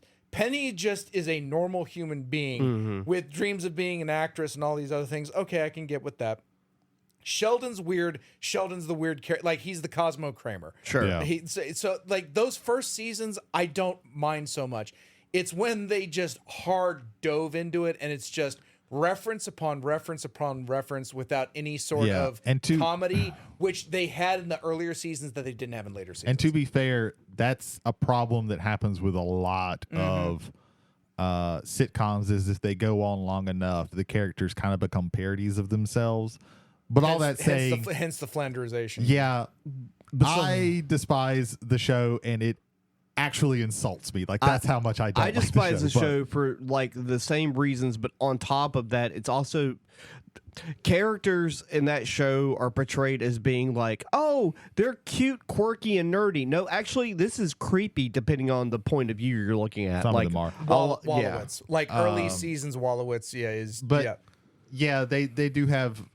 You can always like go to, because they're all about like referencing like nerd shit. Yeah, for sure. And I didn't look up any of those because I just I don't like the show. Yeah. But if you have any like, this is just things that I know of. Like, Yeah. they have Mark Hamill, they have Carrie Fisher. Yeah. Well, they also had James Will Wheaton on the Earl show Jones. too. yeah, they were able to get those, and that's pretty cool. I've only heard of your disdain, not theirs. So I just don't talk about it. I've tried. nowadays I try really hard to just not yuck anybody's yum, because I do realize that like a lot of people do like the show, Right. and I absolutely hate the show. So I try not to be too negative nowadays. And for me, like, I'm more annoyed by that show because I feel they had a very solid early going, and I feel that there was more actual like comedy and jokes other than look at nerd culture, let's laugh at it. I think there was more to it in the earlier seasons when once everybody fell into their role. That was it, and it doesn't really break out of itself. Yeah, and that again is kind of because like you look at like later seasons of a show like Family Matters, where like everybody is just a parody of themselves. It becomes so formulaic, and it also becomes like the Urkel show. It's one of the reasons. So like it became almost the Urkel show like before the end of season 1. Like he wasn't in season 1. Was he not? No, he wasn't. He wasn't a feature. Like I know he wasn't a regular. I'm pretty certain because I remember like rewatching it in syndication, like and being surprised that he wasn't in, or he came in very late into season 1. Right. But I'm pretty certain season 1 he was not in. But I think to my recollection he wasn't. He just like. As the seasons went on, like he just became more and more of the main character and less the more popular character. Yeah, because he was wild and zany. Yeah. Because they really jumped the shark with that one, but that's another discussion for another time. Right, and I think that happens with like so many series, but it hurts comedy worse, in my opinion, because you can only tell the joke so many times and rephrase it or restation it to like where you can tell this again. The more it gets told, the less funny it is, until the first time actually is no longer funny because of how polluted it's been after over so many years. Right. It's the Simpsons argument, though. I would make an argument for the Simpsons in that you can have eras of that show depending on who the writer and producer teams are. From what I've heard, the newer seasons, the more recent seasons nowadays are not too bad. Right. I just don't care to watch them. But, same. Some things that like that people will that I notice that people will kind of ape, and I know that there are more than these out there. It's just for some reason I could not. Google sucks ass nowadays, so it's very hard to like find more than one. I thought you Googled the term "sucks ass." I was like, "What?" And it probably wouldn't. And it probably wouldn't even give me a good answer. Yeah, to that. probably. Yeah. But like a reference, basically, they would. And I'm not saying this like it's a bad thing because everybody does this because fucking Star Wars stole from so much shit. It's not even funny. Watch The Hidden Fortress and then tell me where he got C-3PO and R2-D2 from. Then read Dune and see where he got Tatooine from. Yeah. The original Metropolis. And watch the Flash Gordon serials. Flash Gordons. So I'm not saying this like they did a bad thing, but they would basically like steal one of two things: either that opening crawl that is one of the most famous things in Star Wars, right? Or they would the opening shot where you have the ship that goes over, and then you have the huge Star Destroyer, which is like that's probably the most iconic shot of any of the movies. Big. Like that's definitely top that opening 3. shot. For me, it's always Luke looking at the two suns. Well, yeah, like personally, but overall, like I think that's one of the most like that's the shot where people who wanted to be Luke looking at the suns. I could see someone being a dummy and saying Dune. The shot of the Star Destroyer burning in on the Tantive 4. Yeah, that's when Star looking Wars. at that it from a lens of cinema. Like that scene can only be Star Wars. Yeah. People like who were people would watch that scene and they were like, I want to make movies now. Right. But they would do that. So for like the opening crawl, you have Airplane 2 and then Revenge of the Nerds 2. Both aped that.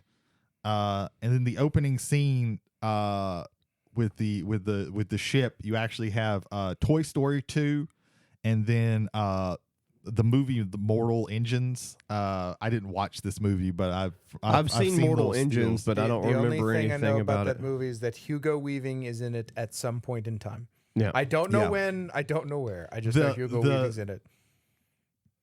The kind of synopsis, the kind of like premise of it looks interesting, but I did not feel like reading a YA book. And from what I heard, the movie was bad.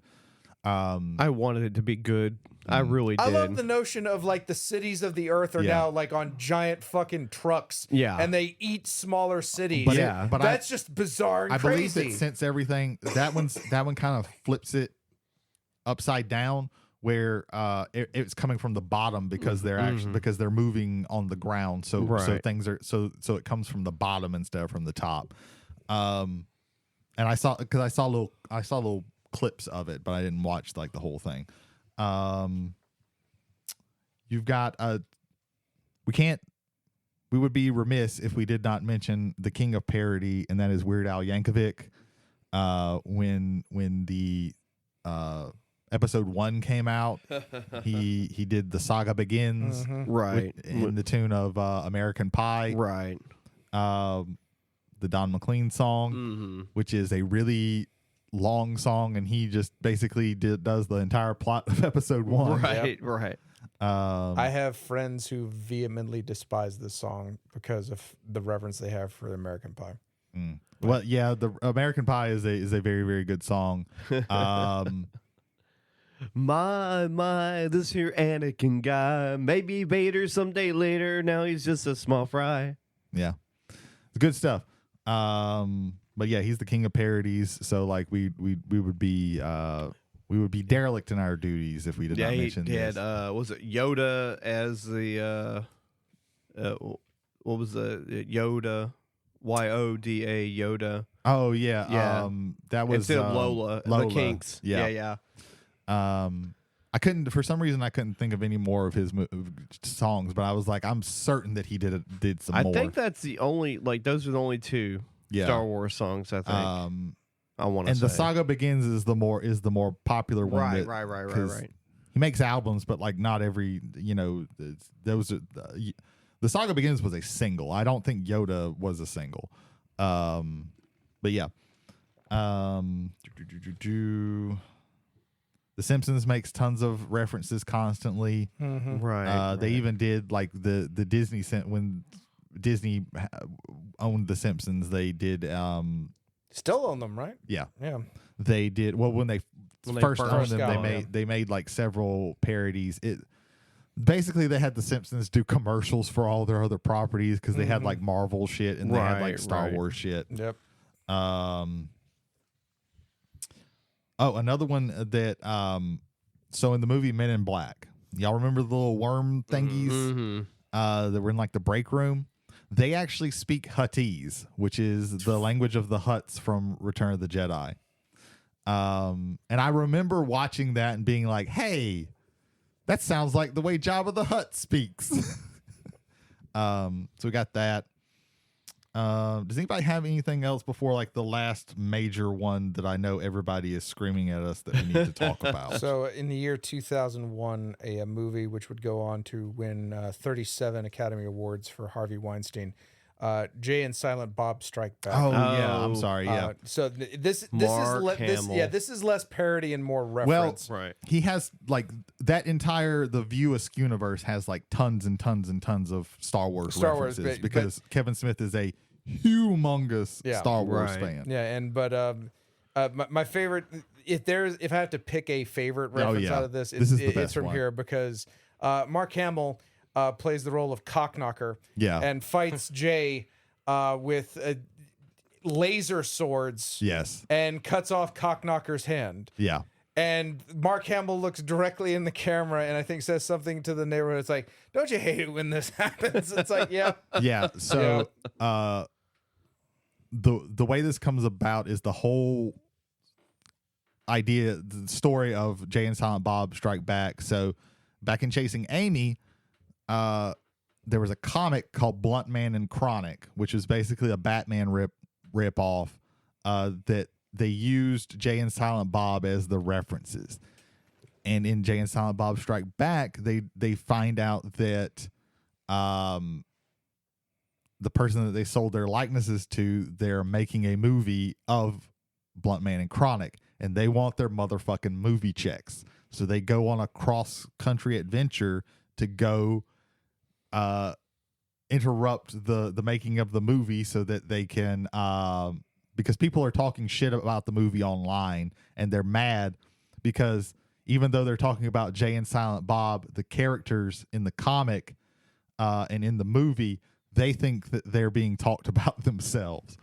So they end up on the set, and they end up dressing up as Blunt Man and Chronic. And Jay has a lightsaber bong, and Mark Hamill's Cockknocker, who has a big giant rubber hand, has a lightsaber dildo, and they fight. And yeah, he cuts his hand off. It's very funny. The movie is okay, but like most View Askewniverse movies are okay. Dogma is really good. Dogma is probably the best one of those. Yeah. That holds up the best. That's the problem. They were really good when you watched them when you were like a teenager. Right. And now you watch them and you're like, "Ooh." Well, Dogma comes out, and then like and that's the one directly owned by Harvey Weinstein. yeah. I hate bringing this down, but the fact that this human being, yeah. like I get when Disney bought, like, because I think it was under it's when Disney bought the Weinstein bought Miramax, excuse me, was where all these and were then made. it's like we can't keep this one. Well, I'll buy that one back from you. Well, the crazy thing about Dogma comes out, and then Smith goes, now I want to make a Jay and Silent Bob movie. I'm like, you just did. Yeah. Dogma is like 75% Jay and Silent Bob. They're still side characters, and that's how he did with most of them. Yeah. But this was actually a movie that they had. For anybody wondering how that ends up, they end up getting a whole bunch of money, and they use that money to look up the addresses of everybody who said something negative, and then they went to their house and they beat the shit out of them, and then went to the next house. Yeah. So that's how that's in. But yeah, View Askew, all of those Kevin Smith, and I keep saying View Askewniverse. These are Jay and Silent Bob Strike Back, Clerks, Mallrats. There's a scene in Mallrats, Dogma, Chasing Amy. There's a scene in Mallrats where Silent Bob uses the Force. Yeah, he uses the Force. He does the. This is one of the, like, when you think of somebody using the Force, this is it, where he like puts his fingers to his head, and he like puts his hand out, and he tries to move the stuff. And he actually does move the stuff. Right. So there's tons and tons of references all throughout any of these movies. Like I said, in Clerks, they have like a whole discussion about Star Wars. Oh yeah, and Clerks 2 as well. Yeah, and Clerks 2. I think they mostly talk about Lord of the Rings in that one, but they do mention Star. Right. I think it's mostly about like which is better, Star Wars or In the first movie, it's like, what do you think happened to the people that were like just working on the Death Star? Yeah, like the custodians. Yeah. Luke has a humongous body count when you look at it. At least 1 million. Yeah. So yeah, you've got those. Does anybody else have anything else before we get to what I think is the finale? I do not. I do not. What we got is what we need. All right. So this is the one that you were probably thinking we were going to talk about when you saw the little what this You might have thought we were going to is. start with this. The title of this one will be Wehrs. Okay. So basically, like, just like off. They're not the genuine article, but they're I just break off. for nobody. Yeah. So We're going to plaid anyway. Yeah. So yeah, you might know this little filmmaker by the name of Mel Brooks. Oh no, not again. And he made this little movie called Spaceballs. And this is probably when people think of a Star Wars parody, this is what they think of. This is it. I'm gonna start with a controversial opinion. I think that this movie is just okay. This is very far from my favorite Mel Brooks movies. I don't actually like this movie very much. I love the build up you did for this. It's like, yeah, I really don't like it. I just Well, I don't. I understand why people like it. It is hold on, Brady. Is probably a strong. Let me go further down. I hate Spaceballs. You hate Spaceballs? Yeah.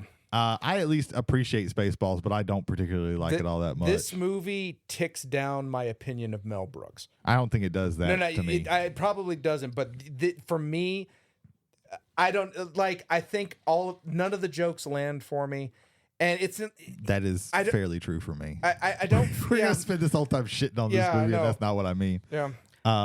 I have never seen Spaceballs. You've never seen Spaceballs, so. But I am aware of. I'm aware it exists because you just said something. Well, no, it's cultural osmosis. It's the same reason why there's a lot of stuff that I've never even watched. I know there's a short man that has an oversized helmet. Yeah, Ludicrous Speed. What are we watching? Oh, it's a whole bunch of assholes. We ain't found shit. Some of the jokes I think. I didn't know John Candy plays in it though. Yeah, he's Barf. He's the Chewbacca. Bill Pullman.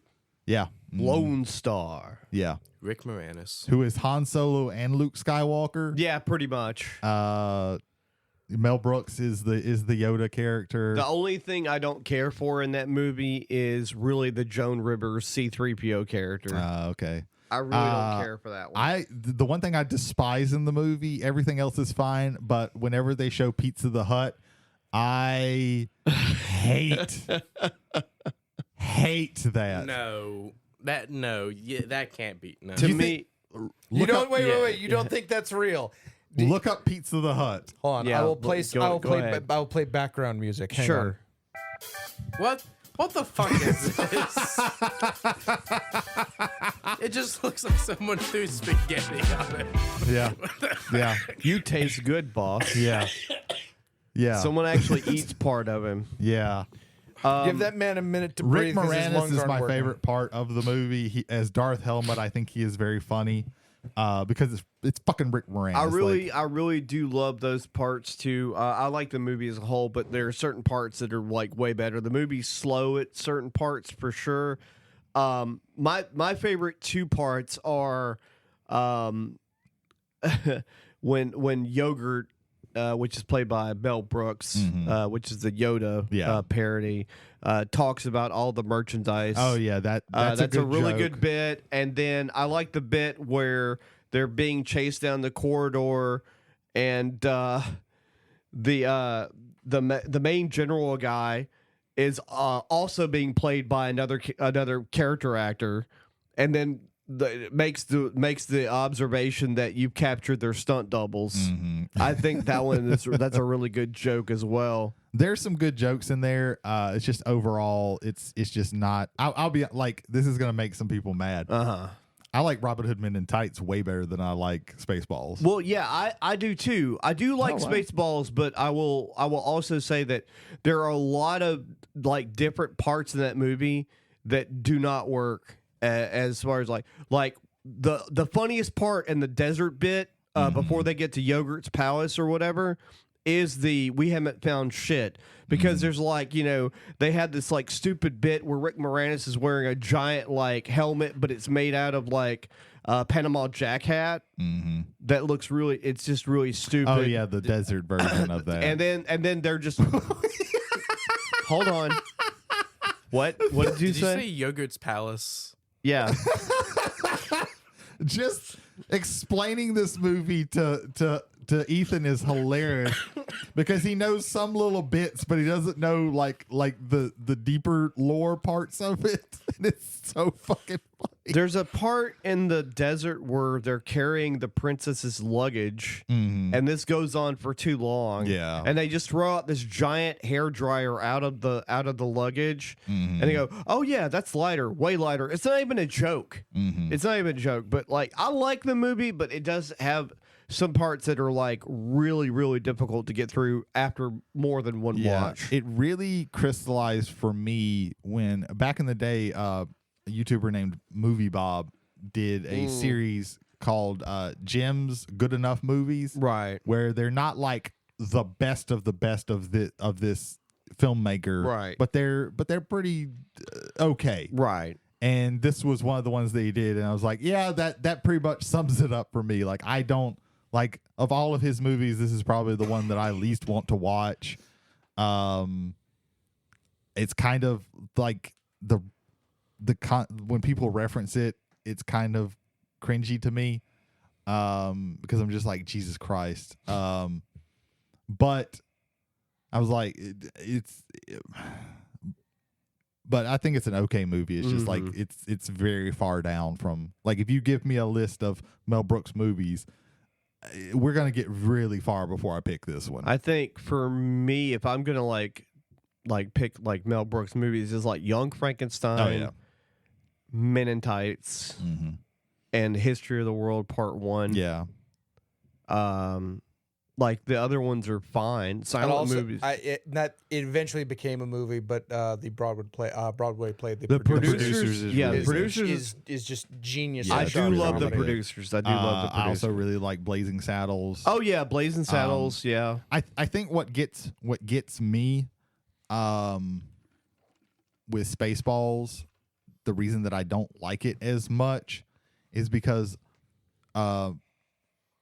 oftentimes, like, a lot of Mel Brooks jokes will be like, they'll of course be lowbrow jokes, but there, in most of his other movies, there's some clever jokes, and I don't feel like there's any kind of clever jokes in this movie. They're mostly like low hanging fruit. It's mostly low hanging fruit, and I get that reference. In reference to the low hanging fruit, the jam joke. Yeah, is specifically low hanging fruit. The thing of the jam joke is not just that they have like, you have like they've jammed our radar and you see like an actual jar of jam like hit the radar screen. Then it keeps going and the jam like leaks out through the monitor, and then Rick Moranis as Darth Helmet takes his finger, swipes it, licks it, goes, "I hate raspberry."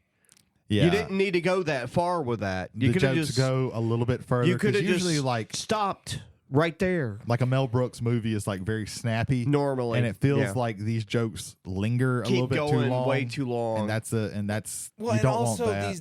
these jokes are derivative, which is, I think, a problem across all parody. Yeah, In my opinion, the pinnacle of parody movie is Zaz, any of the Zaz films, Zucker, Abrams, basically the Zucker brothers movies, but in particular, Top Secret, the original Airplane, and Kentucky Fried Movie.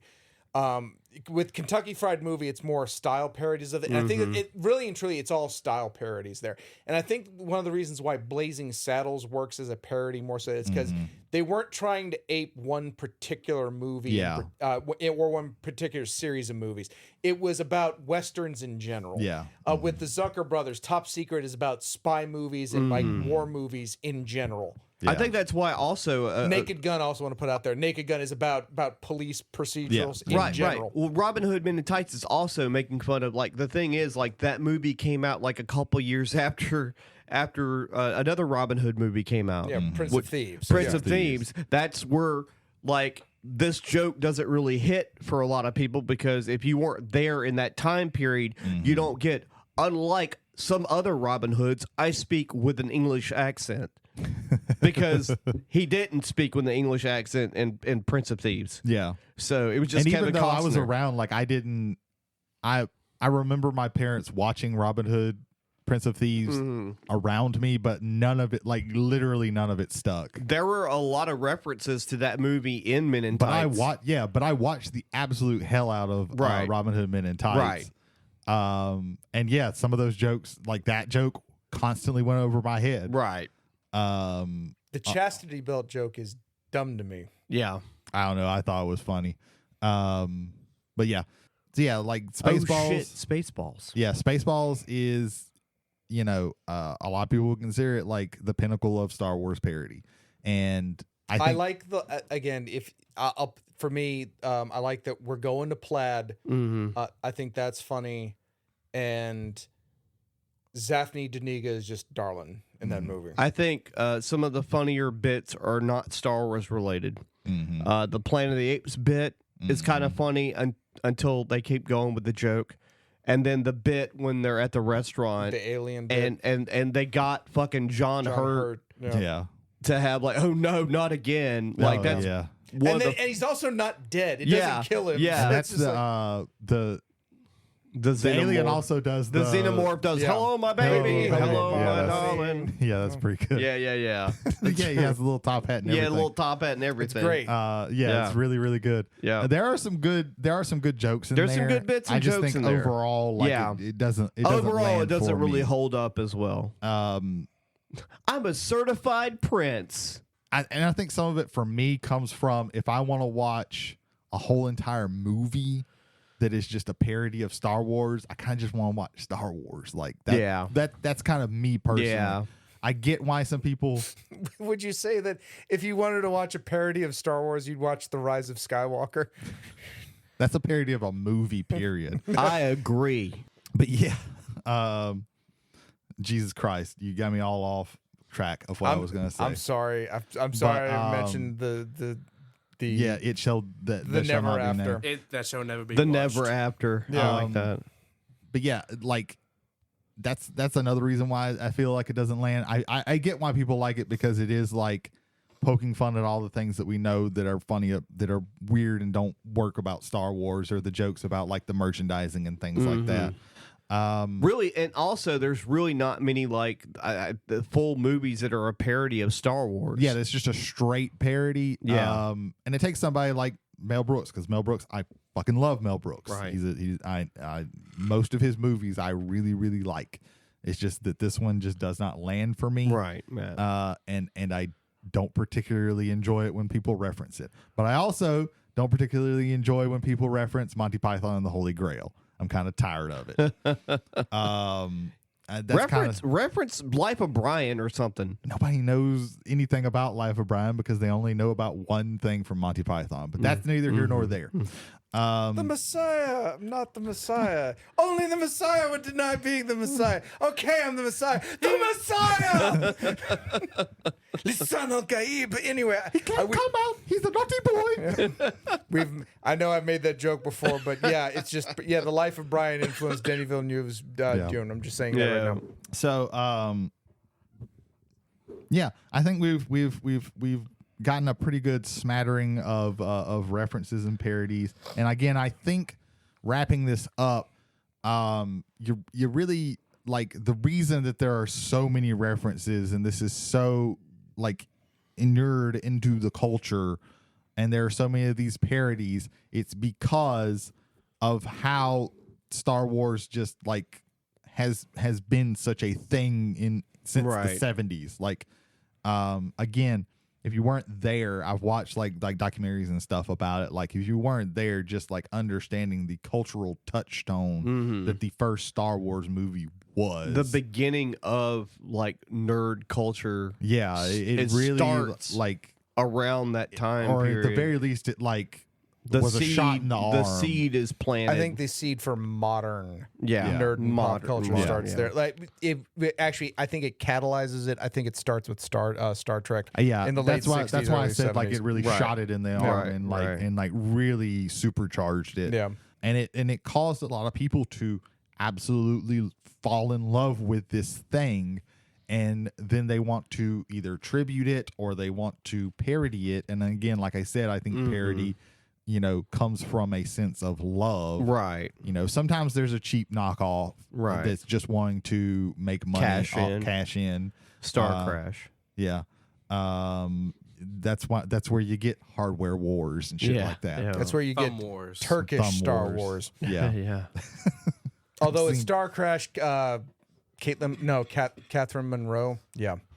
Yeah, we didn't even like touch on like just the Star Wars ripoffs, which That happened. There were dozens. around that time we period. might maybe like next year. Yeah. When if we decide to do this again, that might be a good one. Just talking about like all the things that people just like these studios. I would just started say about. very briefly for Roger Corman and I think it's New World Pictures was his production company. He was very good at mixing several movies. Like you had like Galaxy of Terror, which is very alien, but there's also some other, there are all movies that are in consideration there. You have I want to say call it Journey Beyond the Galaxy, but that's not the name of the movie. But that was like Star Wars and Star Trek. there's little things there. We didn't talk about Battlestar Galactica, which doesn't exist without Star Wars, in my Yeah. Is opinion. it Battle Beyond the Stars or something? Yes, Battle Beyond the Stars. Yeah, Thank yeah. you. Okay, thank you. I totally blanked on that. But yeah, there's Yeah. tons of those that were just trying to cash in on. Oh my God, space movie! We got to get a Right, space movie right. into production. Well, to- it's like Jurassic Park. Let's do Carnosaur. Yeah. And then and then yeah. Carnosaur 5 made $5. It was like, that's it. Carnosaur 6 ain't happening. I think really Star Wars was one of like the major like things that studios try to rip off. You had like some of the smaller studios do something with like Jurassic Park and things like that, but when it comes to Star Wars, like I said, I think that might be something that we can look at if we decide to do this Right. next I year. would say they're still ripping off Jaws. Yeah, Jaws. Yeah, Jaws Yeah. is another big one. Formulaic. These are touchstones where Yeah. people was like, I let's would just argue- do this. That said, I don't think you have the slasher genre without Jaws. I don't think you have like the indiscriminate killing of people by something that Yeah. has supernatural force behind it. Something we could talk about. That might can- yeah. That might be something. that might be an October Possibly. thing. Yeah, that might yeah, be yeah. something. Somebody write that down. I have a pen, but I'm lazy. There you go. So this is going to conclude our Star Wars month. So I hope you enjoyed it. And like I said, we don't know for sure if we're not gonna nail down if we're gonna do this next year, but we might.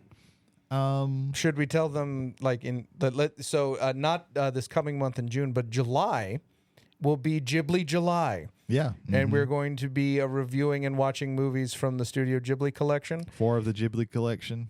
We figured out a novel way to pick these out, and we'll address that come July. But yeah, that's going to be our next theme month coming up in a couple months. Yeah, so we'll have all that nailed down, what movies we're actually going to watch. So I hope you join us on that. We don't exactly have what we're going to do next week, but we hope that you join us then. So let's see, Jody. Tell us about someone of our friends. All right. Whiskey and Wrestling, Michael Holder and Jason Hill. Yeah, Talk that's their about names. Definitely their names. Jason Holder, Michael Hill. They talk about wrestling and they talk about whiskey and keep you on all the things that are going on in the wild and crazy world of wrestling. Unfortunately, there's been a lot of injuries lately. Julia, like for WWE recent I didn't contract. see that. Yeah, she Yeah. broke her wrist punching a girl. Jesus. Yeah, In not Stardom's Marigold. Yeah, Marigold. Marigold Fun Time Entertainment and Pizza Park Whatever- Company. I don't whatever like the- it. That's it's- a weird title. It's for such that a thing. weird title. Damn. But yeah, so but hopefully she's only she's only going to be out for a little bit. But anyway, yeah, Whiskey and Wrestling, they're all the networks. Jay, give us somebody. Fear. The only emotion. Do you fear not having money? That's greed. Do you fear not having love? That's greed. Do you fear pizza? That's greed. Find out everything about fear on Fearology. That's Fearology, hosted by J.L. Kite, his own personal takes through his history of horror movies and other media available on Spotify. Fearology. Ethan, yeah.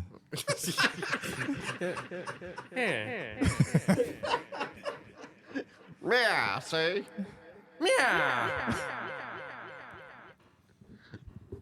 I have released you from the Echoverse.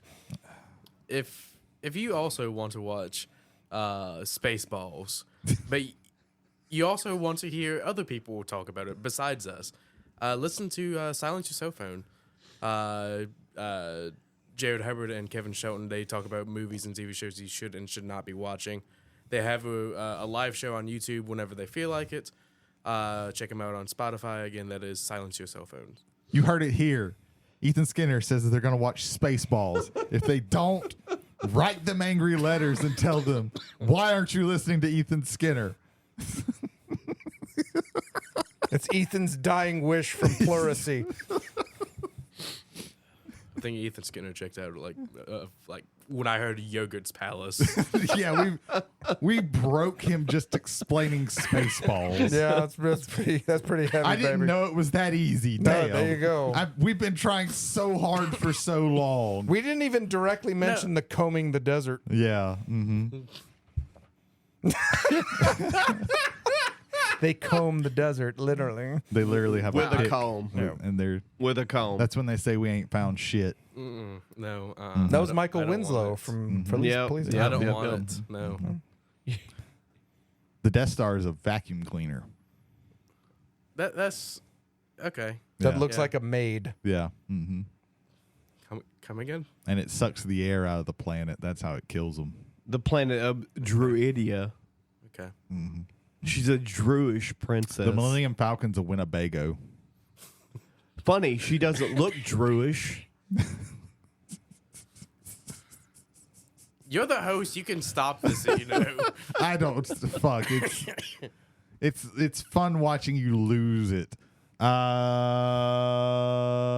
Jay, back to you. I think the one that you do Fear. is The fear of drums. Also known as greed. drum phobia. Drumophobia. Greed. Stephen Nelson II. Jared Taylor. Beating drums. That's not the name of it. Bearded drums. Bearded drums. Stephen Nelson II beats drums and then records it and puts it on YouTube and all major podcasting avenues. Feel like I'm watching X, the man with X-ray eyes. Ethan, you got the last one. Hurry up. The completed podcast, a Magic the Gathering censored podcast. So defeated. Hosted This is by the sound of a broken man. hosted by Christopher Vega, Brandon Scott Tanner, and Brandon Smith. They have amazing interviews with professional Magic players. I'm defeated. Honestly. Yeah, we have They're good people. Listen to them. we have The utterly completed podcast. flummoxed Ethan. And hey, if you're ever in the Gaucher area and you want to get some Magic cards or some Lorcana cards or some Pokemon cards, you want some Yu-Gi-Oh cards, fuck you, go somewhere else. Some RPG stuff or some board games, check out McNarb Gaming in Gaucher, Mississippi. They let us record here, so we have to say this. We are contractually obligated. I have the contract right here. Yeah. He's the lawyer, so that's how that works. Signed in blood. I was gonna say signed in something else, but all right. It doesn't matter. He doesn't listen to this show. What the fuck? I can say whatever I want. True. He doesn't even know if we don't say this. He doesn't even know if we still record this show, probably. To be honest. Censored.